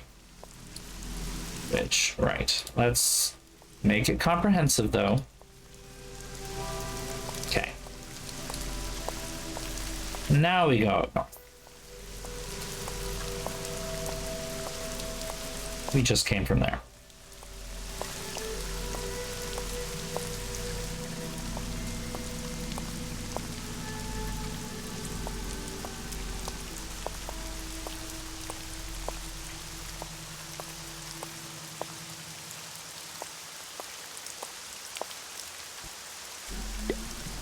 That's 5, right?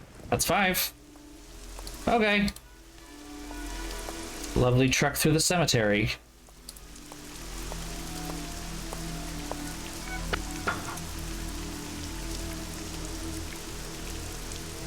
Did you pick me those mushrooms yet? Here you go. Sure did.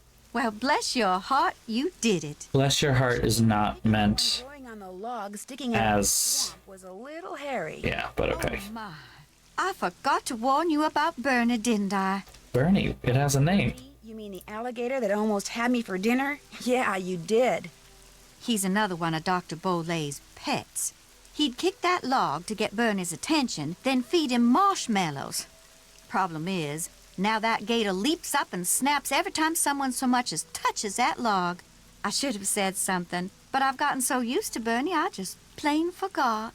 Anyway, no, feel free to help yourself. I just forgot. You earned it. Okay. See you later. Come see me anytime. That's normal. Totally normal.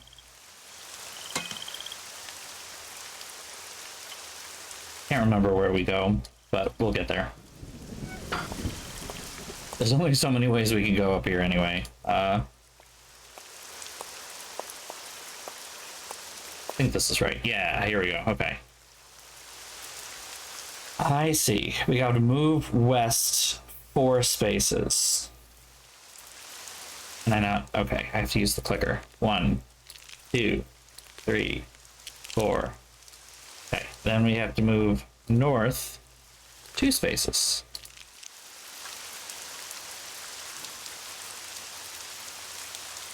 Then east 1 space.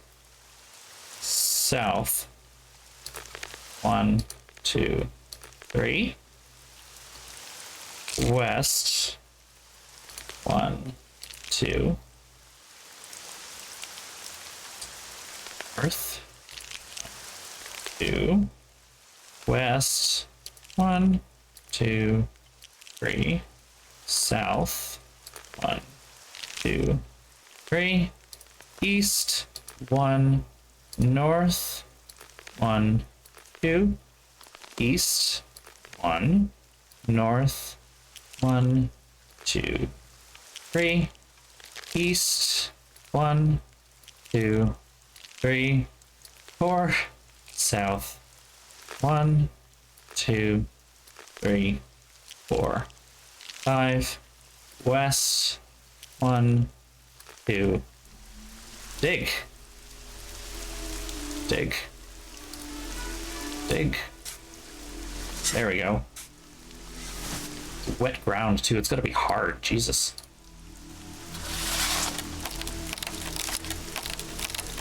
This is all just for another eye, isn't it? Oh, you broke it, Nancy. Jesus.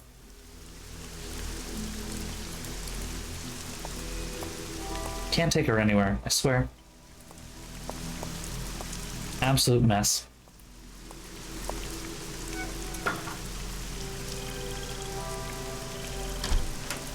We now have all the eyes.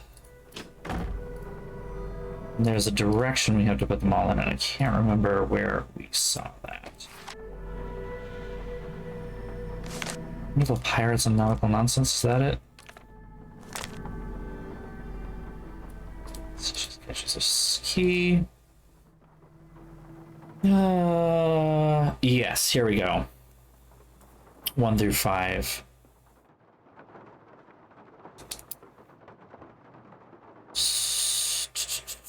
Yes, okay. Go up there. We'll do that in a second.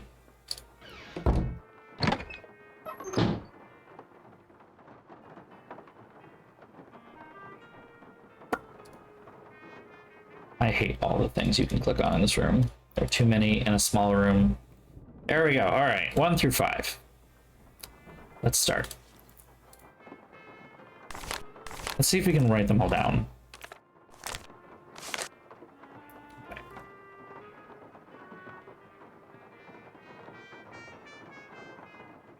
1, 2, 3, 4, 5.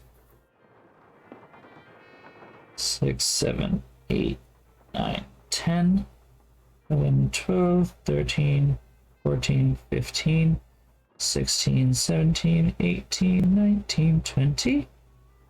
And I think it goes all the way up to 25. So 21, 22, 23, 24, 25. Okay.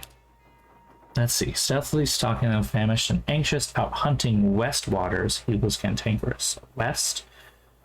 Out here were the sea-stricken pirates aplenty, a week's worth of looting left, their large stomachs empty.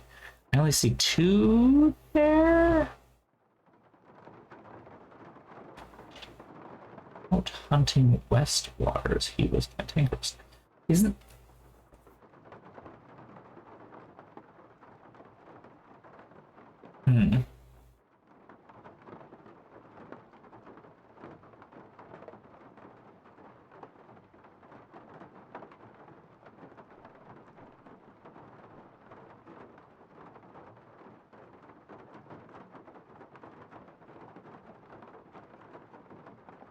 all the way to the end of that clue. Oh, there's more? Wait.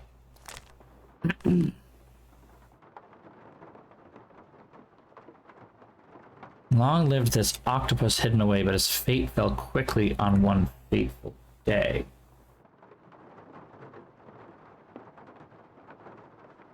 Okay, that's what I thought. I already know that. Never mind.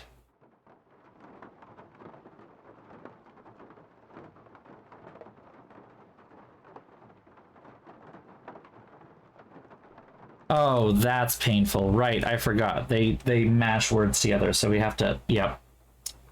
Combination of the 2 words is right, so... Oh, that's mean. I see south. Southwest.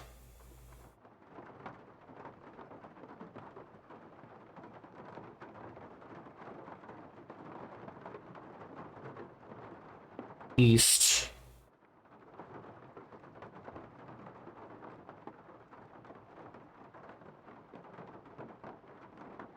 Left.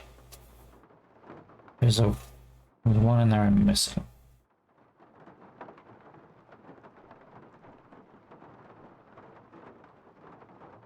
Oh, there's another. Okay, southwest. I already know that one though. South.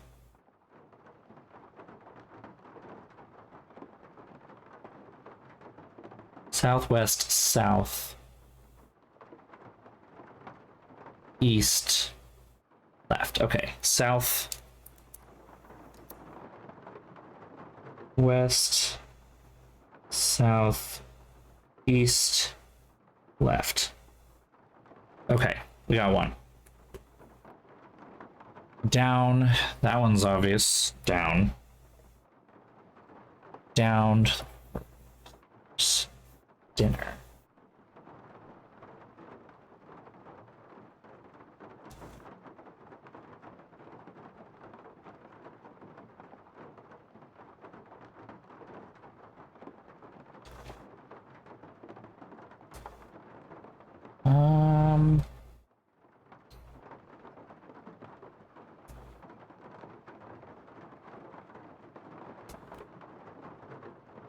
Down again. Okay. Not seeing any west here. Or east, for that matter. There's no S next to T in obvious ways. Not seeing a north.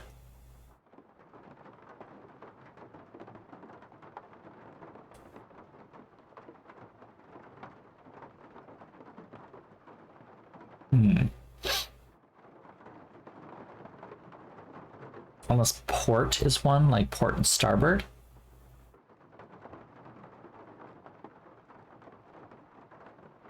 These are very painful. You're not wrong.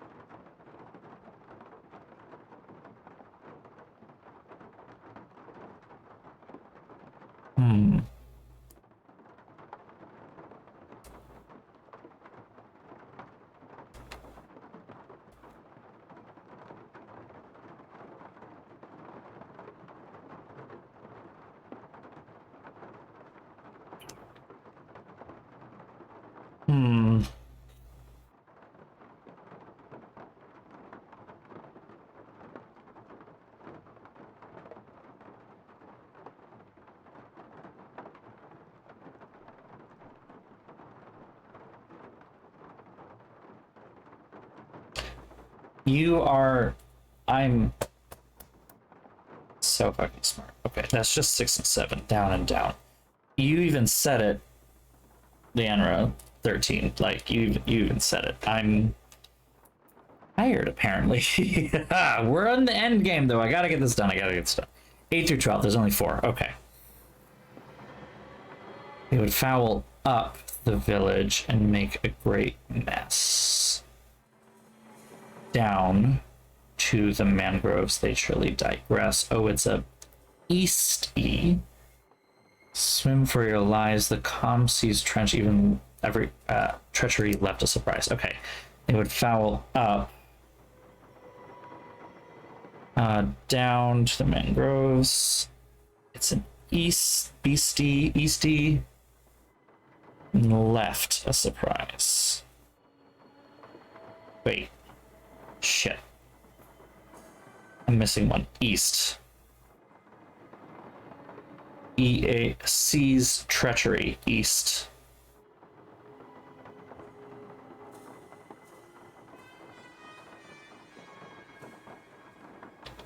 And then left. Okay, 13 through 16. 13, 14, 15, 16. Another 4. Long-legged east. Okay.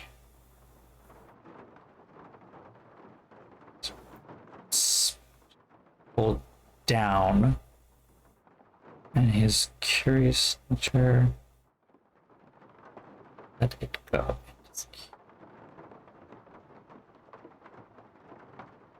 So we tore down the hall and alarmed were the pirates. He started to break down again.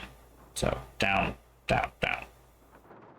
Down, down, down.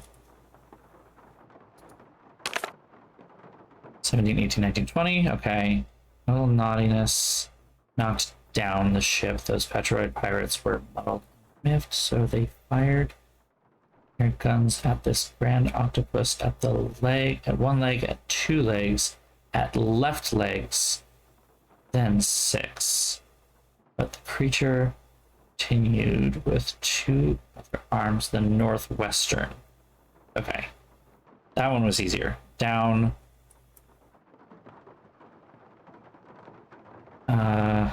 Left, north, and west. North and west. 21 to 22. There's only 2 here. The pirates abandoned this nautical nonsense and swam right to shore.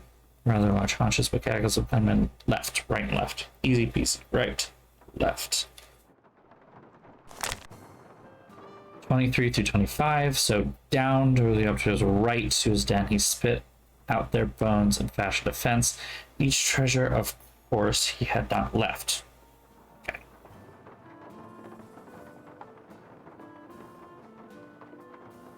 Down, right, left. Down, right, left. Okay. Down.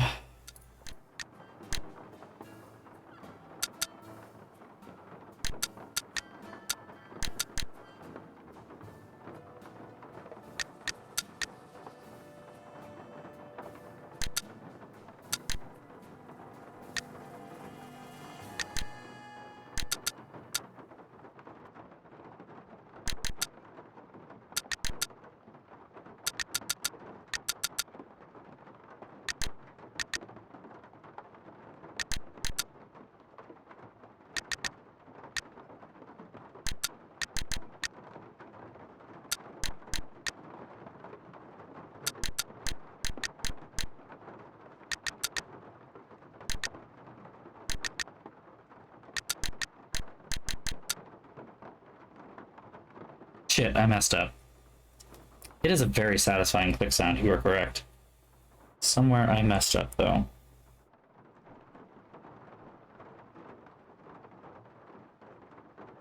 According to my own notes, I am correct, however.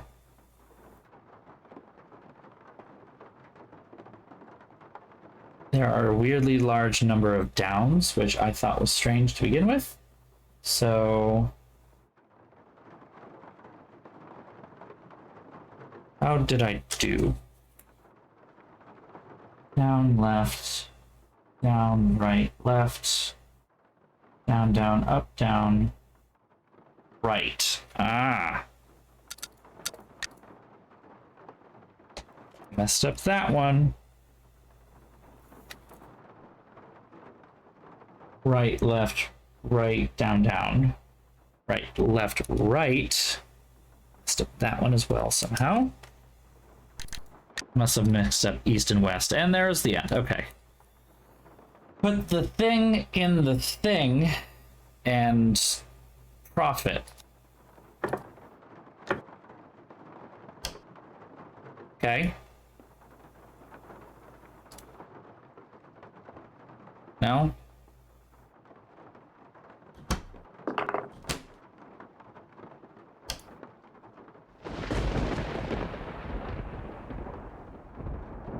Ah, because there's a specific spot I need to find that, wherever that is.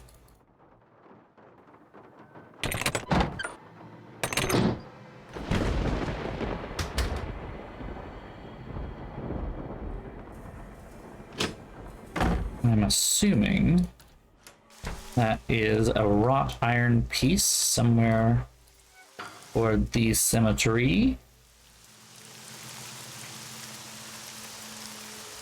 One of those things, isn't it?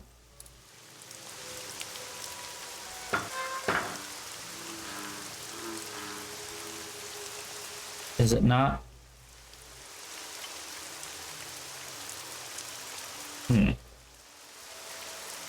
Okay.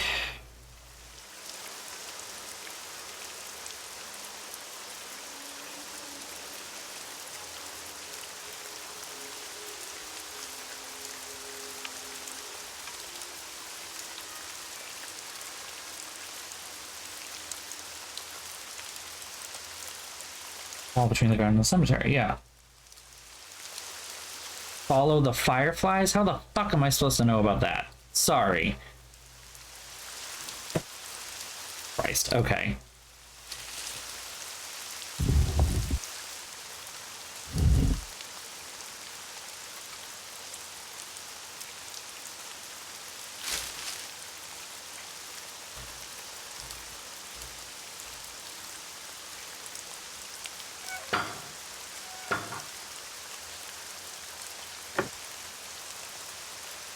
Now, assemble? Oh, like, maybe there's something over here. This very normal and not strange and bizarre thing at all. Alright, you stick that in that hole. Stick this on the thing. It's making a high-pitched whine.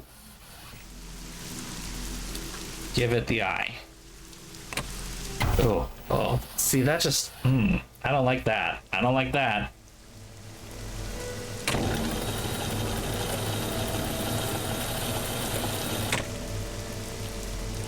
So nobody's watching me when this is happening?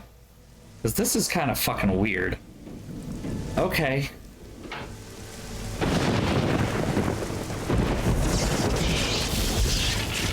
How did he know there was going to be lightning? What if there wasn't lightning that day? That's also not how electricity works.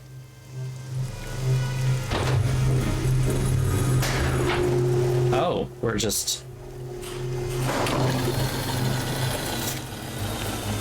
Okay. Aha! The skull itself. which we know to be a fake. Oh, das ist nicht gut. Nancy, that you in there? Goodness sakes, gal, what on earth have you gone and done? The lid's closing and I don't know how to stop it. Here, I'll pull you up. Toss what you're holding up here, then give me your hands. Come on, you best hurry. Toss what you're holding. Yep, and there she goes, right? Renee, a little help, please? The crystal skull. After all that scheming, how do I finally get it? Why, this nice little Yankee gal just hands it to me. Fucking white Southerners. Hurry, please. Thank you, Nancy. Bye now. She's probably a conservative. No, you gotta help me. Renee! What a bitch. All right, bless your heart, my ass. Oh! They're, matching game, but very difficult to see matching game. Which we'll see every once in a while when the, let's see, there's a little acorn here. Noisette tornade.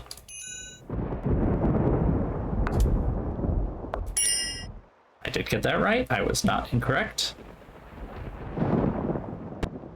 Oh, I missed it. Got one at least.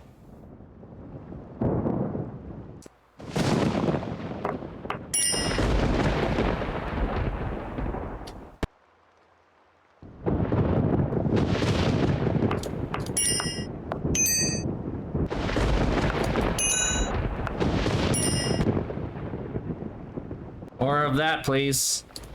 Sir. Zeus. Give me some more juice. The juice from Zeus. Doot. Doot. Doot.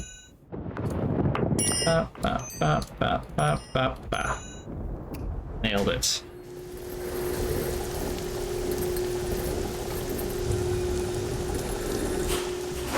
Amber. Ah, we have thingamabobs. Can I go get back up? No, we're just gonna follow her. Sound a boat engine. I know how to get there for this. Hold on. Where's their water? Renee, hold it right there. That skull isn't yours. To say nothing of the fact that you just tried to bury me alive. The skull is mine. It wants to be mine. Yes, I did my share of scheming to get it. I got Dr. Bolay to go to the authenticators, then switched the letter they wrote saying it was real with one I wrote saying it was fake, in hopes that Dr. Bolay would just hand it over to me. Yes, my plan failed, and yet, here we are. I have the skull. Why? Because it knows that I will fulfill its destiny. Bruno Bolay wanted Henry to have it. That's why he had Gilbert Buford steal that painting and hide it in Henry's parents' crypt. Because he hoped that way Henry would eventually find it. Henry's a fool. If he ever got his hands on this, he would just turn around and give it to that trashy girlfriend of his. Dr. Bolay, he just wanted it because he was terrified of dying. That Buford too. And that Lamont just fella, he just wants to sell it to the highest bidder. But me, my motives just are slowly comes to the fucking protect it, so it can top, like the submarine surfacing. She's still going. I'm gonna be right there when they start conversing, and all the mysteries of the universe are forever solved. Ah! Rip. Oh, that's gotta cause some nasty indigestion. No, come back! That. So we're not gonna talk about the fact that the gator died. Swam away with a crystal Like, skull. no way that thing Sorry for her, is but okay. 2 seconds. After all, while she may not have meant to cause Bruno's death, she certainly meant to cause mine when she left me sealed up in that crypt. That's fucking dark. It felt good to turn her over to the police. Wow, that's a picture. That night, Okay. Dr. Buford came over and apologized for knocking me out with that smoke bomb, and for allowing himself to think, even for a moment, that Bruno's crystal skull was anything more than a pretty piece of quartz. To make up for his shameful behavior, he insisted on taking Bess and me on a grand tour of New Orleans. Seeing the city through the eyes of someone who loves it as much as Dr. Buford was truly special.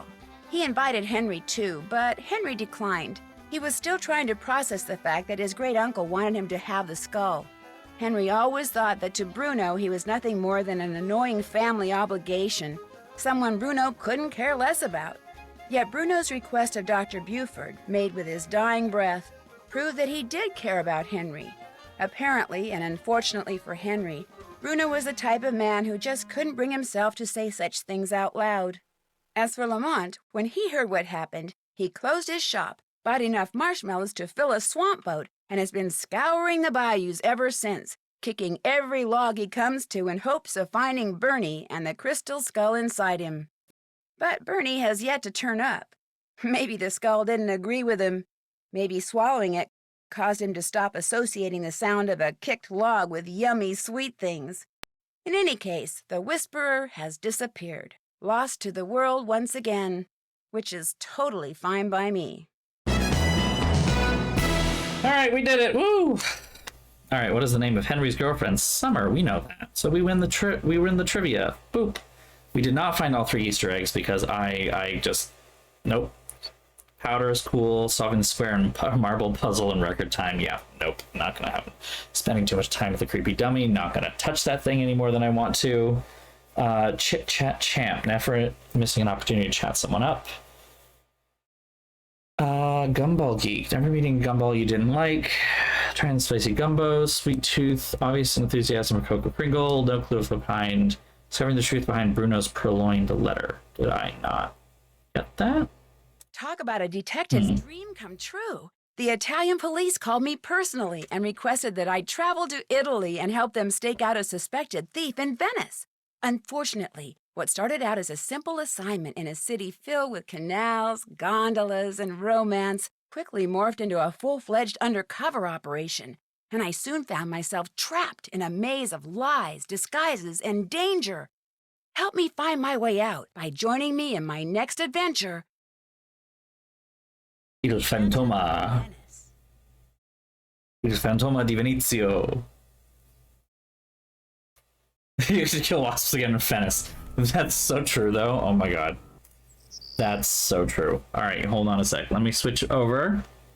It's time to do our ranking of this game.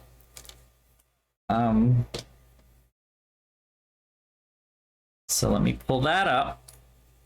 Pull that up.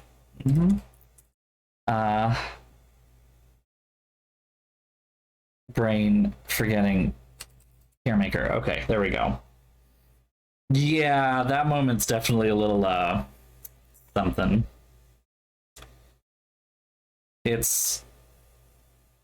exists. It definitely exists. Okay, this needs to be changed to blue. Here's the soundtracks. All right.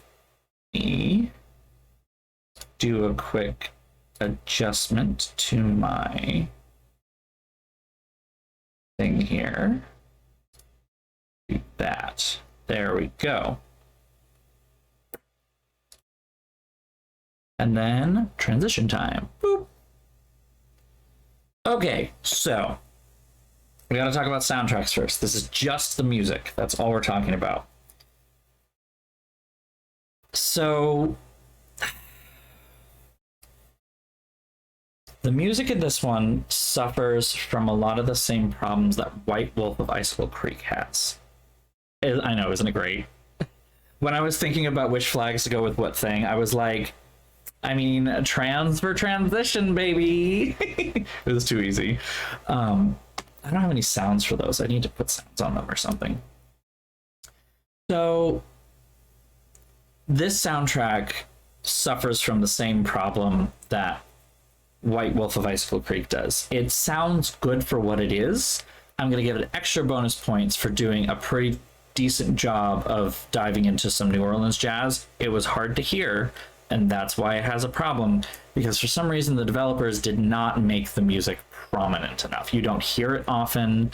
It's not loud enough when it is being heard. Like, even if you go and turn it up in the settings, you don't hear it that often, and you don't hear much of it. It's very disappointing, because it's a decent soundtrack. It's got some pretty good stuff in it.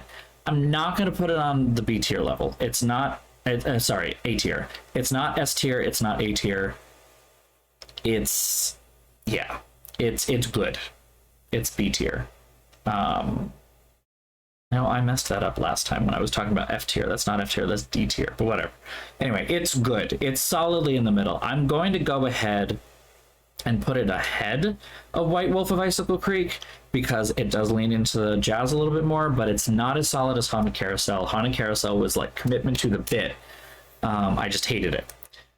So, and it was commitment to the bit, but it was also commitment to a weird bit. It was trying to, like, it was making the theme park sound like it was haunted, and which I guess was the whole point, but like it was abandoned and everything, and it wasn't really that. It was like grand total a week of being closed or something like that, not even. So but Legend of the Crystal Skull, some pretty solid pieces in there, just not given enough exposure. There are some weird things that have nothing to do with New Orleans jazz in there that are just like these general spooky kind of things, but not in a way that gives you the feeling of walking through a cemetery, or like, I don't know. It's got some weirdness in it, and I don't really appreciate that part of it.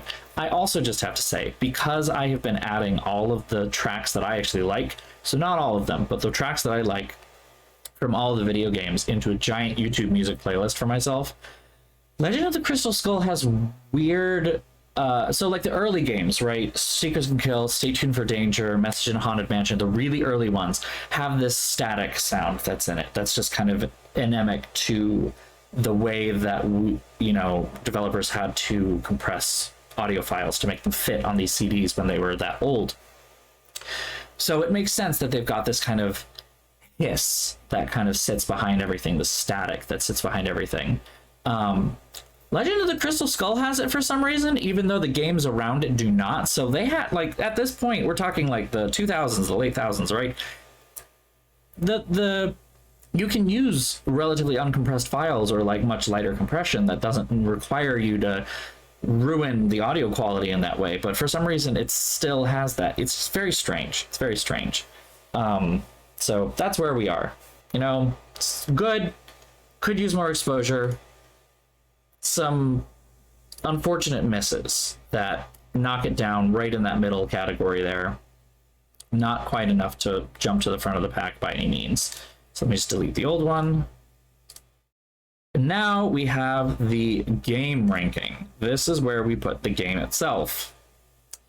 And it sounds like CJ is not here, so CJ can't get mad at me. This is not a good game. It's not a good game. There are some good parts of this game, right? There's some good parts. Good bones, if you will. Some of the puzzles are actually quite good, right? And the characters aren't actually that bad either. They're quite well written. They have individual motivations. Even within the story itself, they have individual motivations for why they might want the Crystal Skull, even though Henry's is the weakest. Lamont's, I would guess Henry's is the weakest because there's a lack of motivation. Lamont's is the weakest because there's literally no opportunity. He's not even a suspect. He's just, unfortunately, the punching bag of this game. So we do still have 4 characters, but we don't have 4 suspects. We only really have 3. And even of those 3, it's like 2.5, which kind of makes the mystery of who did it not that hard to figure out. Right? Like, we went through a lot of trouble to figure out that Renee, the superstitious one that probably believes in the power of the Crystal Skull, is trying to get her hands on it. It wasn't subtle. Don't know what else to say there. The sections with Bess are actually quite endearing, unlike Last Train to Blue Moon Canyon, where you have to play Last Train to Blue Moon Canyon, or Creature of Capital Cave, actually, where you have to play as Frank and Joe. Even like Crapo Cave, where you actually play as Frank and Joe, not terribly fun. Bess has a good time, mostly because she doesn't get treated that terribly differently. I don't know, it's fun. I enjoy that part. Places where it's weak. While some of the puzzles are interesting, Some of them are mostly interesting in theory, like the whole pun name cemetery thing. The actual mechanics of flipping through every single page and reading every single name out loud and then matching up the cemetery, going to the map, checking where it is, and then physically going out there to get the next clue and then going back and repeat process ad nauseum, like, what was it, 6 times? Something like that, 6 or 7 times? It gets old by the 3rd time. Like, you already know what you're doing, it's just gonna be slow and drudgery, and you're gonna make a mistake because of how slow and boring it is. So it's things like that. There are plenty of times where you have to do a lot of running around, where it's not, it's obvious what you're doing, but you just have to do a lot of running around, and it feels like busy work instead of, you know, engaging. Or the engaging part is a small portion of what the actual puzzle mechanic entails, because the engaging part should be the whole mechanic, not just like, okay, you did this thing, now go to this place, you did this thing, now go to this place, did this thing, now go to this place. And the did this thing is the cool part, but the go to this place takes the majority of the time and is boring as shit, right? And then there are the other puzzles where it's just out of the blue.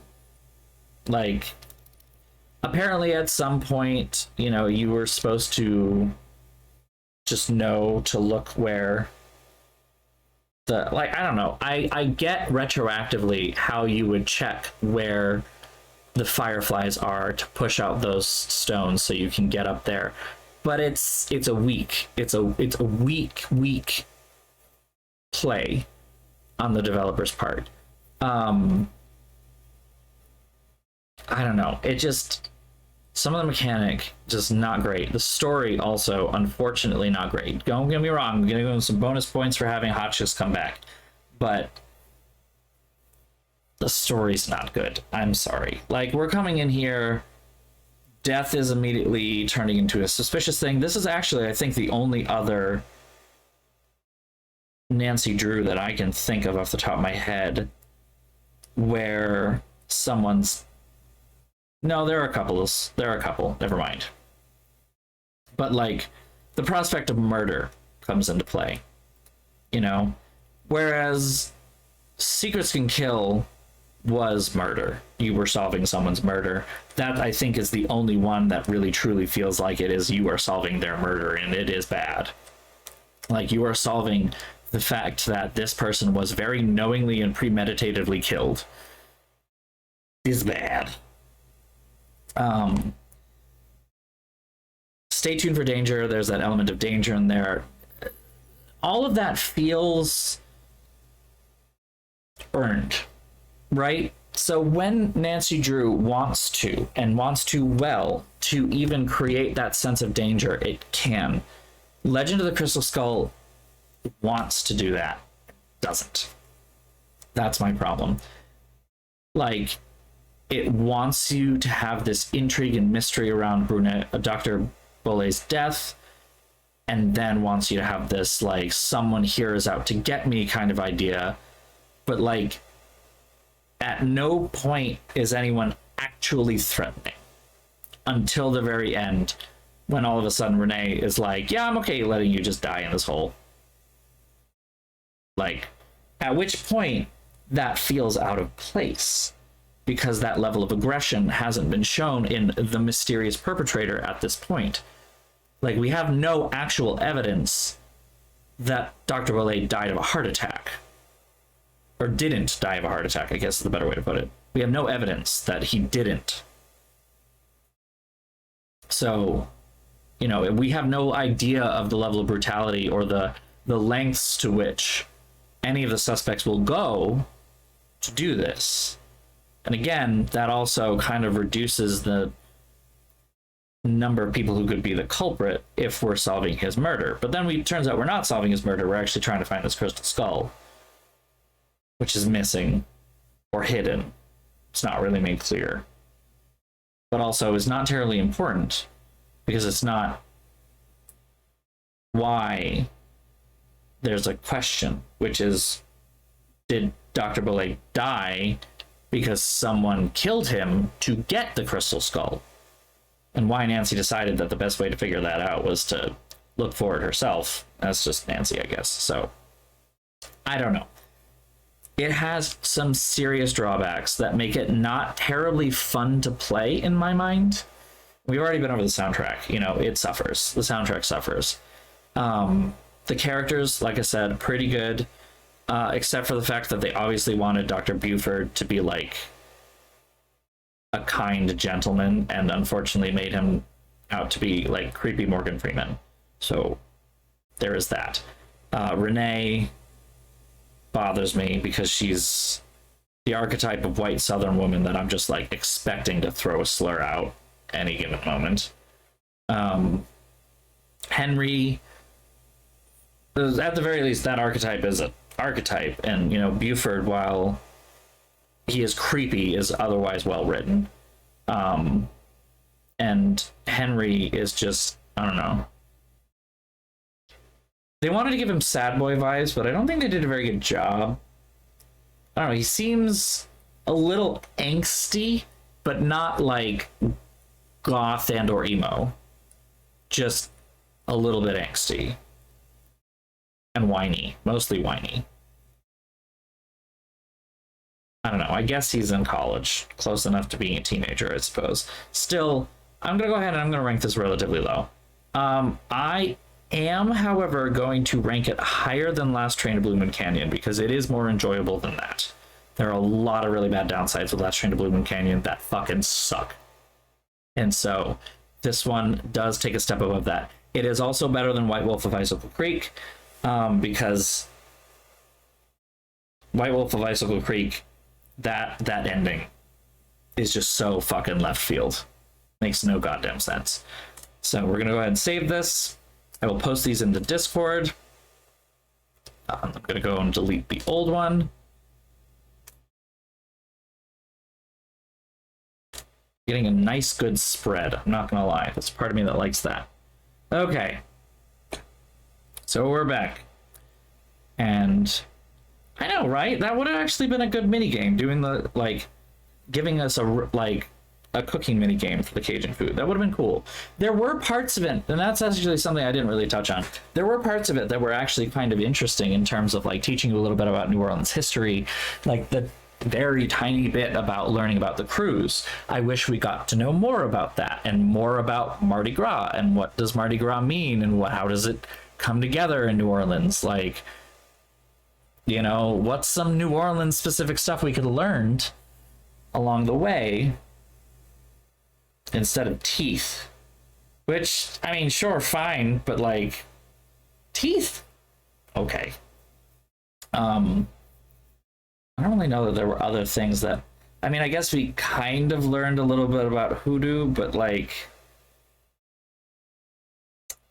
not super high up there on the index for her interactive, because we'll get to the that one later.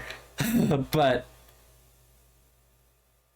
definitely uncomfy. Like a certain point where you're sitting there being like, should you be talking about this, especially through a white Southern woman who doesn't even sound Cajun? Like, it's not made clear that she is anything other than just a white Southern woman. Oh, I'm not gonna skip it. We're gonna play it. It's not good, and we're gonna point it out. I'm doing a full playthrough, baby. Full playthrough. There is a tiny piece of me that likes some parts of it, I'm not gonna lie. And there's some interesting stuff in there about pirates, not pirates, but you know, the Spanish and all that stuff. But yeah, we'll get there. Oh, I'll rip it to shreds, don't worry. To shreds. To shreds, you say? Good news, everyone! Anyway, so that's the end of our stream for the day. I know we went a whole hour overboard, but I also started half an hour late and then talked for an hour about how my day and my week is going, so... yeah, it'll be a time. But we're gonna pick up on Thursday at 8:30 p.m. Thursday with Phantom of Venice, which I'm excited for, because Phantom of Venice is a fun fucking time. That's all I gotta say. I know I'm coming in with some biases on this one, but all I gotta say is one word makes everything for this. Scopa! To the point where I learned how to play the game for real outside of the thing. Like, my family and I would play it from time to time, and I have a Scopa deck. It's so much fun. I love that game, and I owe it all to Nancy Drew. It's so good. But anyway, let's do the spiel. I gotta get to bed. It's already past midnight. So thank you all for joining me. Want to start out by thanking my subscribers. Thank you so much for the support that you're able to give the channel. If you are a Amazon Prime subscriber, you can hit that subscription down there. I'm sorry. If you would like to subscribe, hit the button down below. If you're an Amazon Prime subscriber, you get one free Twitch subscription. If you would give it to me, that would be marvelous. Thank you so much. But if not, I totally understand. If you can support me another way, like following, if you are a follower, thank you so much for the support that you're able to give. But if you'd like to follow me, hit that button and you'll be given a notification when I go live. If you want notifications ahead of time, you can follow me at BOSTrophyWife on Instagram, at BOSTrophyWife on Twitter, and at BostonTrophyWife.bsky.social on Blue Sky if you have it. I still have to add a description thing down there. It's probably not going to be on the Cryon, but it'll be down below. And thank you for following me, Lana Rachel 13. Thank you so much. Looking forward to seeing you all on Thursday again with Phantom of Venice. And the best place for all of these announcements, though, is going to be my Discord. So that's going to be this link over here. I'm going to go ahead and post that over here. So if you click on that, you'll be given a link to our Discord channel. It's a nice, fun little community. We do memes, we share recipes, and we do... we talk about games that we have played, games we're going to play, and we do polls and suggestions and things like that. So if you want to see something happen on this channel, that's the best place to do it and have your voice heard. I want to give you what you want, and I want to find new, fun, cool games, because I found some really great games from suggestions. So definitely check that out if you're at all interested. I also do have a stream archive. All of my streams going back to the beginning of my career are all the way over there on YouTube, BOSTrophyWife, same username as the rest. That is literally every single stream I have ever done, all right up on there. Feel free to check that out if you want to see what I thought about the Nancy Drew series the first time around I streamed it. Not the first time I played it. I've been playing these games for a hot minute, but first time I played it on stream, which is how I started the channel, in fact. But that also gives you an idea of the other games that we play on the channel and different stuff that we've tried. So I'm definitely quite a variety streamer at this point, I gotta say. And then let's see, what's the last thing I gotta say? I did the follow me things and the announcement things and the subscriber follower and YouTube GoFundMe. So I am currently running a GoFundMe right now. I'm going to be having surgery in October, so I am just setting up some funds ahead of time to help me cover some medical expenses and some travel expenses related to surgery as well. I'm very excited, but also very scared. The GoFundMe has already done really, really well, so I have to thank all of you for sharing it and for contributing if you did and can. That's the link right over there. If you are able to contribute anything, I would be greatly appreciative. If you are not, but you can share it, I would also be greatly appreciative. Thank you so much for the support that you're able to give, or the share that you're able to give as well, to spread the word and get more of it out. So thank you all so much for your support. And with that, I am going to go ahead and call it a night. Thank you all so much for joining me tonight. Thank again for the raid and all the new followers. Welcome to everyone. Can't wait to see you all here again. We'll be back on Thursday at 8:30 Eastern Time with Phantom of Venice. Until then, take care, have a great night, and I'll see you all in a couple of days. Bye-bye, everybody. Mwah.